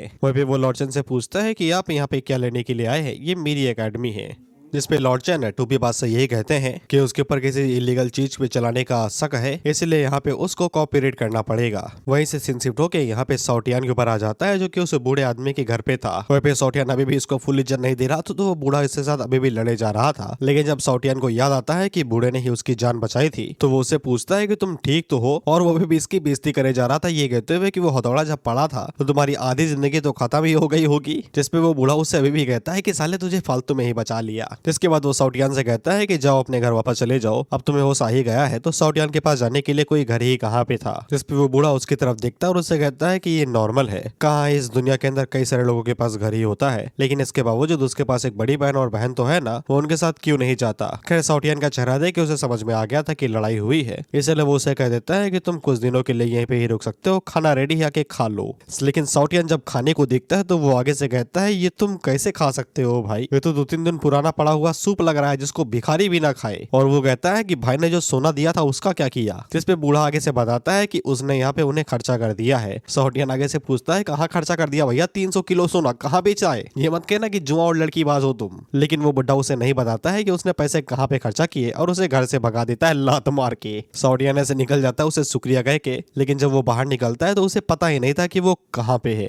क्योंकि नई जगह पे वो कहाँ ही रास्ते याद कर पाएगा। जिसके बाद हम लोग टोपीबाज की एकेडमी को देखते हैं, जहाँ पे पूरी तरीके से जांच पड़ताल की जा रही थी, लेकिन अभी तक इन लोगों को यहाँ पे कुछ भी नहीं मिला था। वहीं पे लॉर्ड चैन टोपीबाज के साथ में बात कर रहे थे, और वो उसकी यहाँ पे स्कॉलर स्किल्स यानी कि पढ़ाने लिखाने की एबिलिटीज को चेक कर रहे थे, जिनमें वो खड़ा उतरता है। इसके बाद लॉर्ड चैन उससे पूछता है कि तुम यहाँ के तो रहने वाले हो नहीं, जिसपे टोपीबाज आगे से बताता है कि वो कहीं दूर से आया है, यूज़ से, और उसे यहाँ पे आए हुए आधा साल ही हुआ है, और तब से वो यहीं पे ही पढ़ा रहा है। वहीं पे लॉर्ड चैन उससे पूछते हैं कि जब तुम इतनी दूर से आए हो, तुम्हारे पास इतना पैसा भी है, तो फिर तुमने एक ऐसी जगह को चूज क्यों किया जो कि यहाँ पे इतनी ज्यादा पिछड़ी हुई है। जिसपे टोपीबाज आगे से इसी बात का हवाला देता है कि वो यहाँ पे पढ़ाई लिखाई बांटना चाहता है, और ये उसके पूर्वजों की इच्छा है, इसीलिए वो ये सब कुछ कर रहा है। जिसपे लॉर्ड चैन आगे से कहता है तो फिर एक ट्यूटर भिजवा देते ना यहाँ पे, तुम्हें खुद ही आने की क्या जरूरत थी। जिसपे तो टोपीबाज के पास भी कोई जवाब नहीं था, तो वो आगे से ये कहता है कि वो खुद ही पढ़ाना चाहता था। जिसके बाद यहाँ पे ज़ूकियो आता है, जो कि उसके कानों में कुछ कहता है कि एकेडमी पूरी तरीके से साफ सुथरी, यहाँ पे कुछ भी गड़बड़ नहीं है। लेकिन इसके बावजूद यहाँ पे लॉर्ड चैन अचानक से टोपीबाज के ऊपर हमला कर देते हैं, जिससे टोपीबाज घबरा के नीचे गिर जाता है, कहते हैं दया करो दया करो।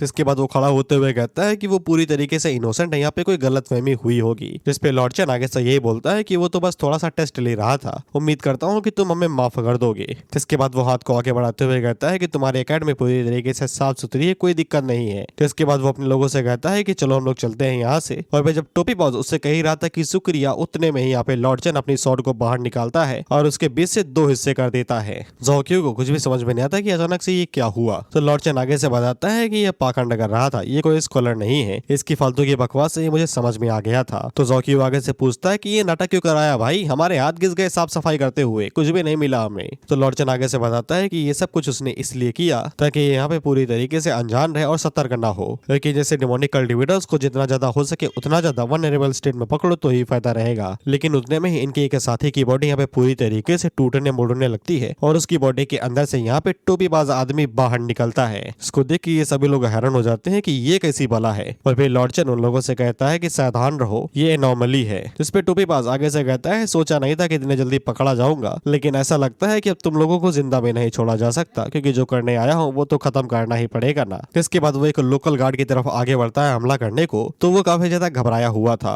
लॉर्ड चैन उसे गाइड करते हुए कहता है डॉज करो और तुरंत अटैक करो बिना हिले हुए। तो वो लोकल गार्ड बिल्कुल ऐसा ही करता है, फिर अंधाधुनी शॉट घुमाता है। इसके बावजूद यहाँ पे जो एनॉमली था, टोपीबाज आदमी का जो सर था वो धड़ से अलग हो जाता है। जिसपे तो उस गार्ड के साथ सभी लोग भी हैरान थे कि इतना ज्यादा वीक कैसे हो सकता है। लेकिन लॉर्ड चैन को सब कुछ पहले से ही पता था कि ये पाखंड है और कुछ भी नहीं, इसलिए वो उन सभी लोगों से कहता है कि रेडी रहो और एक दूसरे से दूरी बनाए रखो, ये एक ऐसी एनॉमली है जो कि इतनी जल्दी मरती नहीं है। अगर इन लोगों ने इसे पूरी तरीके से डिस्ट्रॉय या फिर मारा नहीं, तो फिर ये किसी भी अजीब तरीके से दोबारा वापस आ जाएगी। और ऊपर से ये रीबर्थ के तरीके का इस्तेमाल कर रही है एक लिविंग पर्सन को सब्स्टिट्यूट के तौर पे। अगर वो लोग उसको यहाँ पे पूरी तरीके से मारेंगे नहीं, तो फिर वो एक दूसरे को ही मारते रहेंगे। जिसके बाद लोग इसी तरीके से यहाँ पे पूरी तरीके से रेडी रहते हैं, लेकिन वो चीज दोबारा यहाँ पे अपीयर ही नहीं होती, जिससे इन्हें समझ में आ जाता है कि इनका बड़ा वाला काट दिया गया है। वो मौके का फायदा उठा के यहाँ से भाग निकला है। खैर इसके बाद वो लोग पूरी सिटी को सील कर देते हैं और यहाँ पे हर किसी को बता देते हैं कि सिटी के अंदर एरी देखी गई है, ह्यूमनॉइड एरी। जिसके बाद शिफ्ट होकर दोबारा भट्टी पे आ जाता है। हम लोग भट्टी के अंदर यहाँ पे युवान को देखते हैं, जो कि लगातार कल्टिवेट करते जा रहा था और इसकी एनर्जी काफी ज्यादा हाई थी। हालांकि पिल की वजह से इसकी मेरिडियंस इसका अटेंडेंट जो भी था वो पूरी तरीके से क्लियर था और सब कुछ एकदम स्मूथली जा रहा था, कोई भी दिक्कत नहीं थी। लेकिन जैसे ही ब्रेक थ्रू शुरू होने वाला था वैसे यहाँ पे ताइकिंग व्हील स्टार्ट हो जाती है उसकी बॉडी के ऊपर टेक ओवर करने के लिए। लेकिन युवान ने इसकी तैयारी पहले से कर रखी थी, जिसके बाद वो तुरंत यहाँ पे फॉर्मेशन को एक्टिवेट करता है जिसका नाम यहाँ पे हेवेंस सोल डिस्ट्रॉइंग अरे था,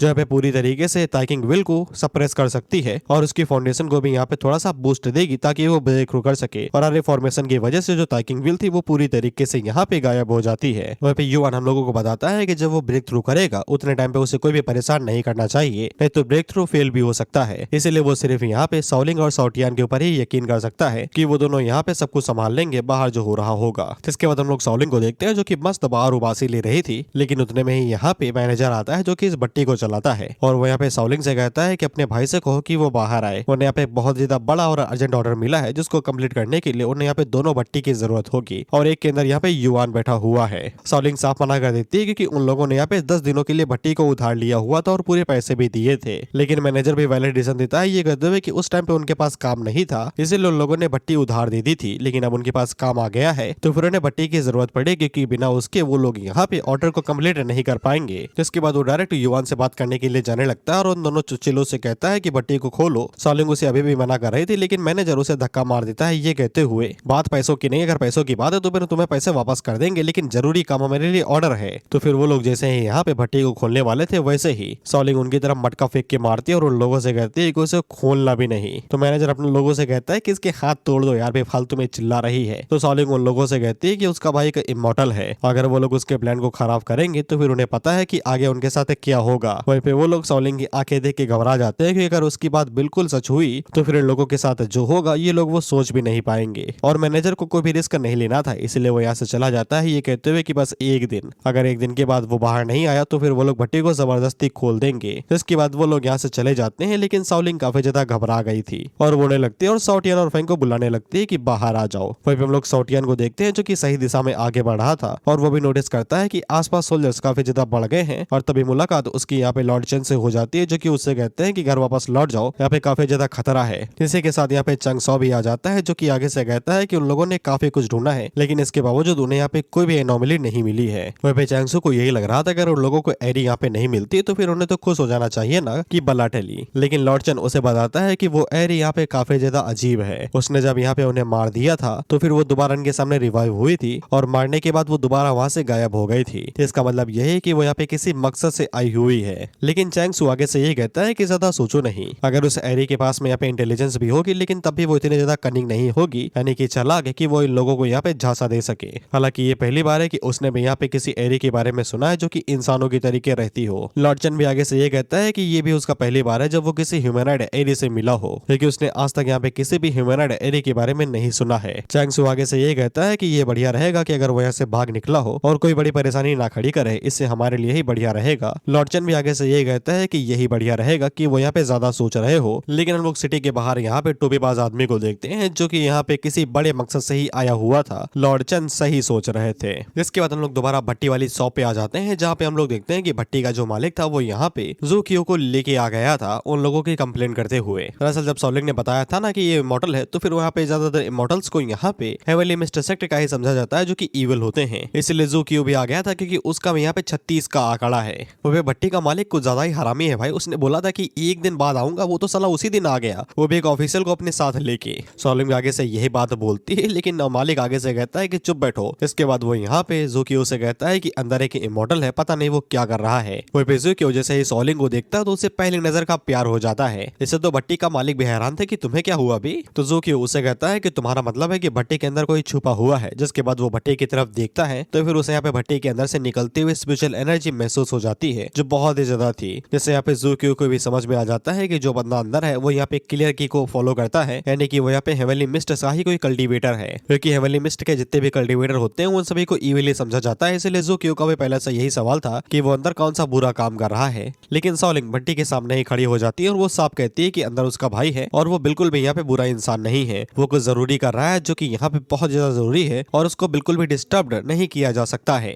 वो पे ज़ूकियो सॉलिंग से कहता है कि तुम साइड में हट जाओ यार, अंदर एक सच में डिमोनिक कल्टीवेटर है। लेकिन सॉलिंग नहीं हट रही थी क्योंकि उसे अच्छे से पता है कि युवान बिल्कुल भी डिमोनिक कल्टीवेटर नहीं है। ज़ूकियो उससे कहता है कि तुम्हें धोखा दिया गया है, ये तुम्हारे लिए बढ़िया रहेगा कि तुम रास्ते से हट जाओ। जाओ। जिसके बाद हम लोग सॉटियान को देखते हैं जो कि लगभग यहाँ पे पहुंच ही गया था, लेकिन जब तक वो यहाँ पे पहुंचा था तब तक यहाँ पे भट्टी को तोड़ना शुरू कर दिया गया था और साथ ही में सॉलिंग को यहाँ पे ज़ूकियो ने पकड़ रखा था। ये देखते ही सॉटियान को समझ में आ जाता है कुछ तो गड़बड़ है, इसलिए वो यहाँ पे ज़ूकियो को रोकने को आगे बढ़ता है और उसके मुंह के ऊपर एक पंच मारता है, जिससे ज़ूकियो को गुस्सा आता है। जिसके बाद वो सॉटियान के ऊपर कैजुअल स्ट्राइक मारता है और उसे दूर पटक देता है। सॉटियान को हाथों को देख के ही समझ में आ जाता है कि ज़ूकियो भी यहाँ पे हेवनली मिस्ट सेक्टर से ही है। जिसके बाद वो दोबारा उसके ऊपर हमला करने को आगे बढ़ता है। इसके बाद हम लोग चैंगसू को देखते हैं जो कि आस-पास भटक रहा था और कुछ ही देर में उसको भी यहाँ पे निकलते हुए स्पिरिचुअल की महसूस हो जाती है। भट्टी को तोड़ा जा रहा है ना, तो फिर वहां से स्पिरिचुअल की लीक करने लगी है और वो भी यहाँ पे स्पिरिचुअल की को देख के हैरान हो गया था। जिसके बाद हम लोग यहाँ पे युवान को देखते हैं जो कि चुपचाप कल्टीवेट कर रहा था और उसको भी आवाजें आ रही थी बाहर से, लेकिन वो ध्यान नहीं दे रहा था उनके ऊपर। जिसके बाद हम लोग ज़ूकियो को देखते हैं जिसने सॉटियान को पकड़ रखा था, साथ ही में सॉलिंग को भी, और सॉटियान ने यहाँ पे उन दोनों को पकड़ रखा था ताकि भट्टी न टूटे। और ज़ूकियो उन लोगों से कह रहा था कि तुम लोग काहे लिए हमारे परेशानी खड़ी कर रहे हो, अंदर एक रिमोटिक कल्टीवेटर है। और फिर हम लोग मालिक को देखते हैं, अब इसकी फटी पड़ी थी क्योंकि इसे सच में यकीन हो गया था कि अंदर एक इमोर्टल है। उतने में यहाँ पे चैंगसू आ जाता है और ज़ूकियो उसको जैसे ही देखता है तो उसे कहता है कि तुम कुछ भी ना करो। वह भी इसको भी यहाँ पे हेवनली मिस्ट सेक्टर के कल्टीवेटर से कड़ी नफरत है, इसलिए जैसे इसको पता चलता है कि यहाँ पे कोई दूसरा इसी सिटी के अंदर आया है तो ये आगे बढ़ा था। उतने में सॉलिंग खुद को छुड़ाती है और उसके सामने चली जाती है और उसे बताती है कि युवान कोई डिमोनिक कल्टीवेटर नहीं है, वो लोग सच में यहाँ पे हेवनली मिस्ट सेक्टर से भाग के आए हैं, लेकिन वो लोग उनके तरीके नहीं है। लेकिन चैंगसू आगे से साफ कहता है कि जो स्पिरिचुअल एनर्जी वहां से निकल रही है उससे कुछ भी साबित नहीं होता है,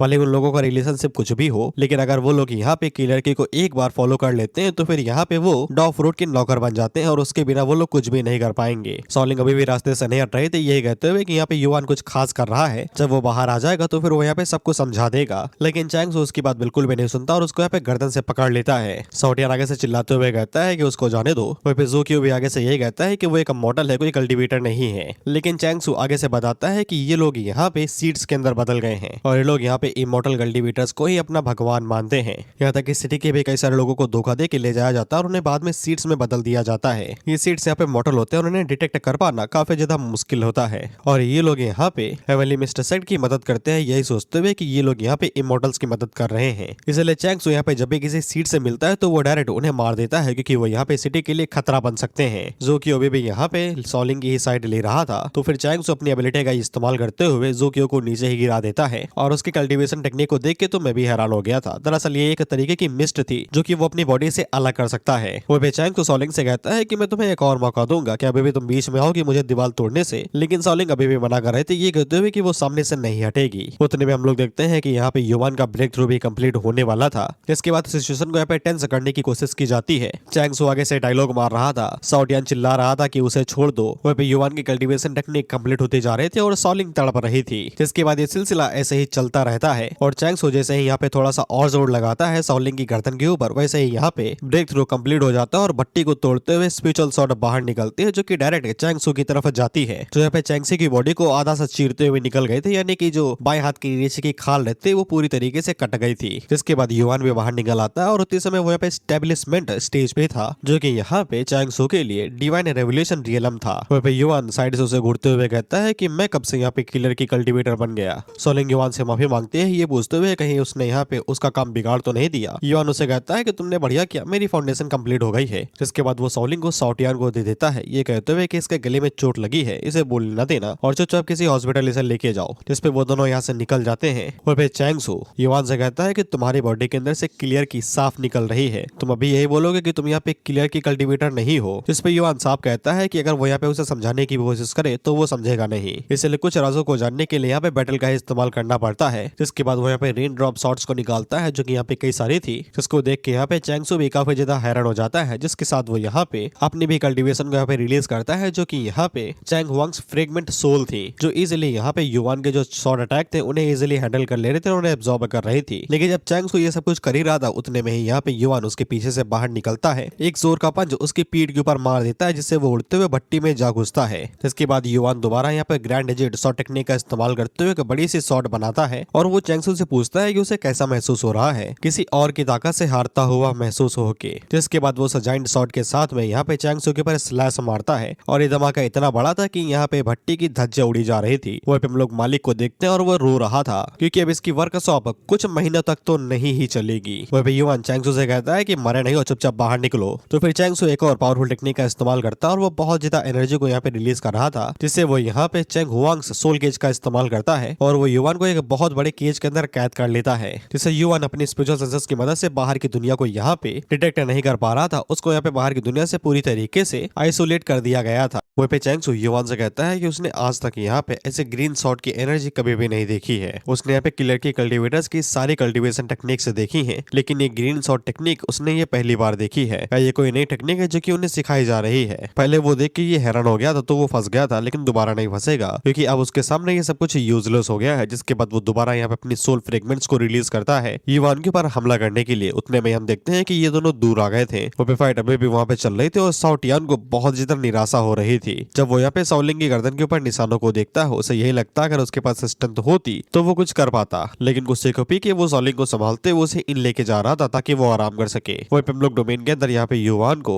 चैंग सू के साथ फाइट करता हुआ देखते हैं, जहाँ पे वो ग्रीन सॉर्ट एनर्जी की मदद से लगातार उसके सोल फ्रेगमेंट्स को डिस्ट्रॉय करते हुए जा रहा था। लेकिन वहाँ पे सोल फ्रेगमेंट काफी ज्यादा थे क्योंकि ये सोल एंटिटीज यहाँ पे फायर और स्लाइसेस थे पूरी तरीके से इम्यून थे, इसीलिए काटो या जलाओ इनके ऊपर कुछ भी असर नहीं हो रहा था। लेकिन उसको यहाँ पे बस मेन बॉडी ढूंढनी थी, अगर वो मिल जाए तो फिर काम बन जाए। जिसके बाद वो मेन बॉडी के ऊपर शॉट से हमला करता है, लेकिन शॉट जब तक यहाँ पे चैंग सू के पास पहुंचती उतनी ही देर में वो यहाँ से मूव कर जाता और उसे डॉज कर लेता। और वो हंसते हुए युवान से कहता है इन सबका कोई फायदा नहीं है, जब तक वो उस केज के अंदर है तब तक वो यहाँ पे मनमर्जी के हिसाब से कभी भी मूव कर सकता है, वो उसे छू ही नहीं पाएगा। युवान भी आगे से वही बात बोलता है कि तुम भी लोग तो उसे कुछ कर नहीं पा रहे हो ना, इसमें पॉइंट ही क्या है जब उनके पास कोई ऑफेंसिव एबिलिटी ही नहीं है। वो बस उसको बस चारों तरफ से घूर रही है और देखे जा रही है और कुछ भी नहीं। तो चैंग सू यहाँ पे युवान को बताता है कि वो कोई घोस्ट एंटिटीज नहीं है, वो सब यहाँ पे चेंग हुआंग है, यानी कि जिस बंदे की ये टेक्निक इस्तेमाल कर रहा है ना, उसकी फ्रेगमेंटेड सोल्स हैं और उनको कोई भी नुकसान नहीं पहुंचा सकता है। और हाँ, शुरुआत में यहाँ पे सिर्फ 6 ही सोल थी, लेकिन जैसे जैसे यहाँ पे समय बढ़ रहा है वैसे वैसे यहाँ पे ये 9 हो गई है, यानी कि जब तक वो सिटी के अंदर रहेगा तब तक वो यहाँ पे कई सारी सोल्स को समन कर सकता है एंडलेसली। और जब उसके पास भागने के लिए कोई भी जगह नहीं बचेगी तब उसको धप्पा कर लिया जाएगा। जिसके बाद वो फ्रेगमेंटेड सोल्स यहाँ पे दोबारा युवान की तरफ आगे बढ़ती है, तो युवान उनके ऊपर हाथ मार के उन्हें दूर फेंक देता है। तो इस बार तो उसके हाथ के ऊपर भी वो फ्रेगमेंट चिपक गया था और चैंग सू उसको बताता है कि यहाँ पे इन फ्रेगमेंटेड सोल्स को डायरेक्टली नहीं छूना चाहिए क्योंकि ये सेलेस्टियल बीइंग की फर्मेंटेड सोल्स हैं, उनका एक हिस्सा है। अगर कोई इनको छुएगा तो फिर वो धीरे धीरे करके इनमें ही बदल जाएगा, जिसके बाद वो इनके लिए यहाँ पे किसी खाद के तरीके काम करेगा। देखते ही देखते हम लोग देखते हैं कि युवान अब पूरी तरीके से यहाँ पे उन फ्रेगमेंट सोल के चक्कर में फंस गया था और वो उसको धीरे धीरे करके यहाँ पे एब्जॉर्ब करे जा रही थी।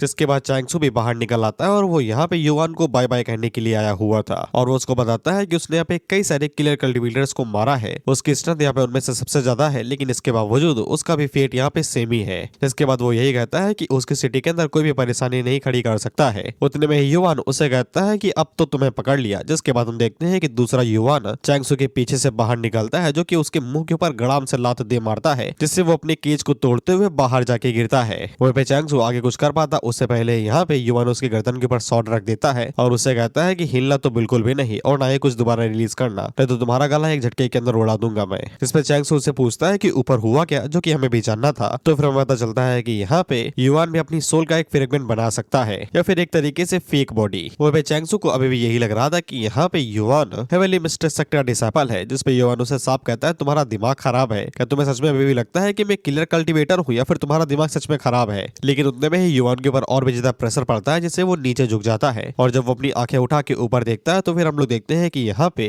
मिस्किन आ गए थे, जिन्होंने डायरेक्ट यहाँ पे जेट किलियर इमोर्टल टेक्निक का इस्तेमाल किया था, जिसका नाम सोल डिस्प्लेजल था। जिसका इस्तेमाल करते हुए वो युवान के ऊपर एक पावरफुल अटैक करती है, जिससे युवान को वो यहाँ पे इल्यूजन के अंदर डाल देती है। हमें यहाँ पे युवान का एक इल्यूजन दिखाया जाता है जहाँ पे वो अपनी मास्टर को याद करता है और पता नहीं कि वो अपनी मास्टर को याद करके कुछ ज्यादा ही गुस्से में आ गया था। चैंग सू यहाँ पे किन को देख के काफी ज्यादा खुश हो जाता है और किन उसको बताती है कि यहाँ पे उसने युवान को एक इल्यूजन के अंदर डाल दिया है जहाँ पे वो सबसे डरावना इल्यूजन दिख रहा होगा। चैंग सू पूछता है कि वो इल्यूजन कितना लंबा चलेगा, जिसपे किन बताती है कि वो इल्यूजन काफी ज्यादा खतरनाक होगा, यानी कि यहाँ पे युवान को उसकी जिंदगी से सबसे बड़ा और सबसे टेरिफाइंग मेमोरीज दिखाई जाएंगी। ऑर्डिनरी पीपल यहाँ पे रियलिटी और इसके बीच में कोई पता ही नहीं लगा पाएंगे और ये चीज यहाँ पे घंटों से पूरी जिंदगी भर भी चल सकती है। यहाँ तक कि कल्टीवेटर्स को भी दिक्कत होगी, लेकिन उतने में ही यहाँ पे युवान खुद को आजाद करता और उनके ऊपर शॉर्ट से अटैक करता है और उनसे कहता है स्पेल को तोड़ो, क्योंकि जो चीजें उसको यहाँ पे दिखाई जा रही है उसको ये बिल्कुल पसंद नहीं आ रहा है। तोड़ो नहीं तो वो बिल्कुल भी होल्ड बैक नहीं करेगा। लेकिन यहाँ पे युवान की विल पावर को देख के हैरान थे कि वो यहाँ पे फियरफुल शॉट स्कैटरिंग को भी आसानी के साथ तोड़ पा रहा है। यहाँ तक कि वो दूसरी टेक्निक का भी यूज करती है, लेकिन वो भी यहाँ पे युवान के ऊपर कुछ भी काम नहीं आती है। तो फिर किन एक और पावरफुल टेक्निक का इस्तेमाल करते हैं जिसका नाम सोल गाइडिंग कंडेंसेशन था, लेकिन उसका भी इस्तेमाल यहाँ पे युवान के ऊपर बिल्कुल भी नहीं नहीं होता है, जिसको देख के कियान और भी ज्यादा हैरान हो जाती है और वो मन के अंदर सोचते हैं इसकी विल पावर कितनी ज्यादा बढ़ गई है कि ये इल्यूजन को ही नहीं बनने दे रहा है, या फिर ये उस मेमोरी से इतना ज्यादा डरता है कि ये उन्हें बनने नहीं दे रहा। जिसके बाद युआन यहाँ पे दोबारा शॉट्स को बाहर निकाल लेता है और उन लोगों से कहता है वो तो बस उन्हें थोड़ा बहुत सबक सिखाने वाला था, लेकिन वो दोनों कुछ ज्यादा ही जिद्दी है, अब तो उसे यहाँ पे दहलीज लांगनी ही पड़ेगी। ये तो ससुराल सिमर का डायलॉग हो गया। खैर जो भी वहाँ पे अटैक की वजह से भट्टी की धज्जियां उड़ी जा रही थी और ओनर की आंसू नहीं रुक रहे थे। वो एपिक इन अटैक को डॉज करते हुए भाग भोग रहे थे, यही सोचते हैं कि वो क्या करे, कैसे वो यहाँ पे युआन को हरा सके। उतने में ही युआन की एक सोल या फिर फ्रेगमेंट आता है जो कि यहाँ पे किन को पकड़ लेता है, जिससे के साथ में वो शॉट का इस्तेमाल करते हुए किन की गर्दन उड़ाने वाला था। उतने में यहाँ पे लॉर्ड चन आ जाते हैं जो कि युआन से रिक्वेस्ट करते हैं कि वो यहाँ पे इन लोगों को ना मारे। युआन उसकी तरफ देखता है और उसे पूछता है कि तुम कौन हो और तुम्हें क्या चाहिए। कर इसके बाद लॉर्ड चन अपने बारे में बताता है कि वो यहाँ पे जन गोई डिवीजन से आया हुआ है और ये दोनों बंदे उसके ही साथी हैं। उसे यहाँ पे सिचुएशन के बारे में सब कुछ अच्छे से पता है और लोगों के बीच में एक बहुत बड़ी गलतफहमी हो गई है। जिसके बाद वो युआन से कहता है कि तुम अपना अटैक रोक दो और साथ ही में किन से कहता है कि तुम अपना स्पेल यहाँ पे उसके ऊपर से हटा दो। इसके बाद वो उन लोगों को कहता है कि ये बात साफ है कि यहाँ पे युआन कोई इविल कल्टिवेटर नहीं है, नहीं तो वो उन दोनों को कब का मार चुका होता। अभी के लिए इस मैटर को यहीं पे ही खत्म किया जाए। युआन भी फालतू की कोई भी लड़ाई नहीं चाहता था, इसलिए वो भी यहाँ पे इस चीज को मान जाता है। जिसके बाद सिंसिप्टो के यहाँ पे सॉलिंग के ऊपर आ जाता है जिसकी मरहम पट्टी हो गई थी और युआन साउटियान को बताता है कि उसकी दवाइयों की मदद से 2 दिनों के अंदर ही वो ठीक हो जाएगी और बोलने भी लगेगी। वहीं पे साउटियान उसे पूछता है क्या उसने यहाँ पे उन लोगों को मजा चखाया जिन्होंने यहाँ पे सॉलिंग के ऊपर हाथ उठाया था। युआन उसका कोई भी जवाब नहीं देता, अब तुम खुद से गेस कर लो युआन ने बदला लिया या नहीं। अभी के लिए वो यहाँ से दोबारा निकल जाता है किसी और काम से। वहीं पे युआन उन सभी बातों को याद कर रहा था जो बाद में हुई थी, जैसे कि चैंग सू तब भी नहीं मान रहा था लॉर्ड चन के कहने पे भी कि युआन कोई इविल कल्टिवेटर नहीं है। जिस पे लॉर्ड चन उसको बताता है कि यहाँ पे ऐसे कई सारे कल्टिवेटर्स हैं जो कि किलर की का इस्तेमाल जरूर करते हैं लेकिन वो इविल नहीं होते हैं, जैसे कि अपना ज़ूकियो, और वो बहुत जल्दी चीजों को जज कर लेता है, ये उसकी गंदी आदत है। वो किन ने हमला इसलिए किया था क्योंकि उसे लगा कि यहाँ पे चैंग सू की जिंदगी खतरे में है, नहीं तो वो कुछ करती ही ना। लॉर्ड चन उन लोगों से ये कहता है कि वो लोग आपसी लड़ाई अभी नहीं कर सकते हैं क्योंकि उन लोगों ने अभी तक भाई को पकड़ा नहीं है, यानी कि टोपीबाज आदमी को। जिसके बाद वो युआन से कहता है कि ये उन्हीं की गलती है, वो लोग पे बैक जरूर करेंगे और वो उसको मिलने के लिए एक जगह पे बुलाता है, ये कहते हुए कि वो लोग वहाँ पे प्रॉपर अपोलॉजी मांगेंगे क्योंकि वो लोग अभी बिजी है भाई को पकड़ने के लिए। वो भाई युआन ने बात उनकी इसलिए मानी थी क्योंकि उसको अब यहाँ पे थोड़ी सी जानकारी मिल सकती है इस वर्ल्ड के बारे में कि यहाँ का असली माजरा क्या है। जिसके बाद वो सिटी के बाहर आता है और यहाँ पे ये को बुलाता है और ये उसको देख के काफी ज्यादा खुश हो जाता है और उसे चिपकने लगता है। ये देख के तो युआन भी हैरान था कि ये कुछ अजीब तरीके से मुझसे कुछ ज्यादा ही क्लोज है। जिसके बाद हम उन दोनों के गुफा के अंदर देखते हैं जब युआन ई से पूछता है कि तुम्हें कुछ ज्यादा ही पता है ना, क्या तुम ये बात पता लगा सकते हो कि यहाँ पे सबसे पास का हेवनली एसेंस स्पिरिचुअल ऑब्जेक्ट कहाँ पे है। लेकिन ईयू को यहाँ पे हेवनली एसेंस स्पिरिचुअल ऑब्जेक्ट के बारे में ही नहीं पता था। तो फिर युआन उसको बताता है कि कल्टीवेशन एसेंस यहाँ पे हेवन एंड अर्थ से लिया जाता है, जैसे कि स्पिरिचुअल हर्ब हो गई, एनर्जी हो गया या फिर मिनरल्स हो गए जैसे कि स्टोन वेपन, इन सभी को एसेंस बोला जाता है। जिससे कि रिजल्ट में कल्टीवेटर से यहाँ पे हेवन एंड अर्थ से रिजेक्ट हो जाते हैं, इसलिए वो कल्टीवेट करने के लिए यहाँ पे हेवेंस ओरिजिन का यूज करते हैं और खुद को यहाँ पे उसके साथ छुपा लेते हैं अपना कोर बनाते समय। और जब वो हेवन असेसन के फेज में होते हैं तब वो यहाँ पे अपनी एक डोमेन बनाते हैं, जिसके बाद वो यहाँ पे वर्ल्डली कॉन्स्टेंट से आजाद हो जाते हैं, यानी कि मतलब की मोहमाया, दुनिया की मोहमाया जो होती है ना, उससे आजाद हो जाते हैं पूरी तरीके से। ऑफ कोर्स वो अमर भी हो जाते हैं। इसलिए हेवनली एसेंस स्पिरिचुअल ऑब्जेक्ट जो होते हैं वो बहुत ज्यादा पावरफुल ट्रेजर्स होते हैं जो कि यहाँ पे हेवेंस ओरिजिन के साथ में बहुत ही गहराई से जुड़े होते हैं। और इतना अच्छे से एक्सप्लेन करने के बाद में ई को यहाँ पे समझ में आ जाता है, जिसके बाद वो यहाँ पे 2 चीजें दिखाता है। पहले तो बाइंजाओ सिटी था और दूसरा यहाँ पे जनगोई डिवीजन था, जिसको देख के यहाँ पे युआन को समझ में आ जाता है कि यह चीजें उसे कल यहाँ पे लॉर्ड चेन से पूछनी है। सत्य में यहाँ पे जो किलर की है वो यहाँ पे कल्टीवेशन स्पीड कई गुना ज्यादा बढ़ा देती है। वो यहाँ पे सिर्फ 5 दिनों के अंदर ही की रिफाइनिंग की फर्स्ट स्टेज से सीधा लेवल 13 पे आ गया, जबकि पास्ट लैब में उसे यहाँ तक पहुंचने में 2 साल लग गए थे। अगर इस हिसाब से चला जाए तो फिर वो 1 महीने के अंदर ही फाउंडेशन रियलम पे आ सकता है। अब बस उसको यहाँ पे कोर फॉर्मेशन बनाने की देरी थी। जिसके बाद वो यहाँ पे ये से कहता है कि तुम गुफा के बाहर चले जाओ और किसी को भी अंदर आने ना देना, चाहे वो सांप बिच्छू हो चाहे जो कुछ भी हो, और बाहर से गुफा को अच्छे से सील कर देना। जिसके बाद युआन गुफा के अंदर ही बैठ जाता है और कल्टीवेट करना शुरू कर देता है। वहीं पे ई बाहर से गुफा को सील कर देता है और उसे गार्ड करने लगता है। युआन हम लोगों को बताता है कि उसने अपने डिवाइन सेंस का इस्तेमाल किया था अपनी पूरी बॉडी को एग्जामिन करने के लिए, और उसे सिर्फ इतना पता चला कि उसकी बॉडी के अंदर हल्की फुल्की तैकिंग विल है बस, और कुछ भी गड़बड़ नहीं है। लेकिन इसके बावजूद उसे कोई भी रीजन समझ में नहीं आया जो यहाँ पे उस दिन हुआ था, जिस वजह से वो यहाँ पे एबिलिटी कॉपी कर पाया था और अपनी बॉडी के ऊपर से कंट्रोल खो दिया था। इसलिए कुछ तो गड़बड़ है, शायद से उसकी सोल के साथ में। अब सोल को चेक करने के लिए यहाँ पे 3 हाई लेवल की टेक्निक्स होती हैं। पर मॉडल ट्रू इविल गॉड स्क्रप्चर, जिसको यहाँ पे इस्तेमाल करने के लिए लार्ज अमाउंट में इविल की का यूज करना पड़ेगा। लिंग यून सोल डिवरिंग मेथड, जिसको इस्तेमाल करने के लिए यहाँ पे नासेंट सोल रियलम पे पहुंचना पड़ेगा। और तीसरा मेथड जो कि और भी ज्यादा कॉम्प्लिकेटेड है, माइनर डाओ स्पिरिट नोट्स। ये भले ही कॉम्प्लिकेटेड है लेकिन सबसे बढ़िया और सबसे प्रेसाइजली यही यूज किया जा सकता है। अब इसको इस्तेमाल करने के लिए यहाँ पे सारे एलिमेंट्स का एक साथ आना जरूरी है, जिससे कि yin and yang mistake energy का भी। अभी के लिए सबसे बढ़िया ऑप्शन यहाँ पे प्रिमोर्डियल ट्रू इवल गॉड स्क्रिप्चर ही है, लेकिन उसको इस्तेमाल करने के लिए यहाँ पे एक इवल की जरूरत है। पता नहीं इस वर्ल्ड के अंदर वो हुए भी या नहीं, इसलिए वो सोचता है कि वो ई से इसके बारे में बाद में पूछेगा। इसके बाद युआन यहाँ पे अपने एक अवतार को रिलीज करता है और हमें बताया जाता है यूनिफ्लाइन जेड टेक्निक जब सेकंड लेयर पे पहुंचती है तो वो दो एबिलिटीज देती है। पहला तो जेड सॉर्ड टेक्निक है और दूसरा यहाँ पे ग्रीन जेड अवतार है, जिसको हम लोग देख पा रहे हैं। और इन दोनों एबिलिटीज का इस्तेमाल उसने यहाँ पे चैंगजी और यिन के खिलाफ में किया था और जीता था। इस वर्ल्ड का जो कल्टीवेशन सिस्टम है वो काफी ज्यादा अजीब और डेंजरस है। जब तक उसे यहाँ पे समझ में नहीं आता कि क्या चल रहा है, तब तक वो आसानी के साथ कई सारे ट्रैप्स के अंदर पड़ सकता है। और इन चीजों को अवॉइड करने के लिए वो यहाँ पे अपनी क्लियर की को हाइड कर लेता है ब्रेथ कंसीलमेंट टेक्निक का यूज करते हुए, ताकि वो फ्यूचर के ट्रबल को अवॉइड कर सके। जिसके बाद युआन अपनी पोटली के अंदर से वो 3 ट्रेजर्स को बाहर निकालता है, जिनमें से एक यहाँ पे स्पाइनल बोल थी यानी कि रीढ़ की हड्डी, दूसरा यहाँ पे साइड आर्म था और तीसरी एक रिब थी, फेफड़ों के पास में जो हड्डी छूते हो ना वो वाली। और ये तीनों आइटम यहाँ पे खजाना बाटू मित्र ने दिए थे, वही टकला आदमी। युआन ने चेक कर लिया, इनके अंदर कोई भी खोज बोझ नहीं की है, ये पूरी तरीके से क्लीन है। हालांकि उसका कुछ अलग मकसद तो जरूर था। अभी के लिए युआन इनका यूज कर सकता है नॉर्मल वेपन के तौर पे, जिनको वो यहाँ पे नॉर्मल आयरन के साथ में फोर्स करके बनाएगा। जिसके बाद वो यहाँ पे उन्हें एक साथ मिला के क्राफ्ट करने लगता है। और वहीं पे हम लोग सिटी के दूर एकदम दूर एक अजीब सी एंटिटी को देखते हैं, जो कि यहाँ पे और कोई नहीं हमारा टोपीबाज आदमी था, उसी के साथ खड़ी हुई थी। और इसी के साथ ये वीडियो यहीं पे ही खत्म होती है। वीडियो तुम्हें लेट मिल सकती है क्योंकि मेरी तबीयत खराब थी और मैं 4 दिनों से कुछ भी नहीं कर रहा हूँ, तबीयत जो खराब थी। अभी के लिए बाय बाय।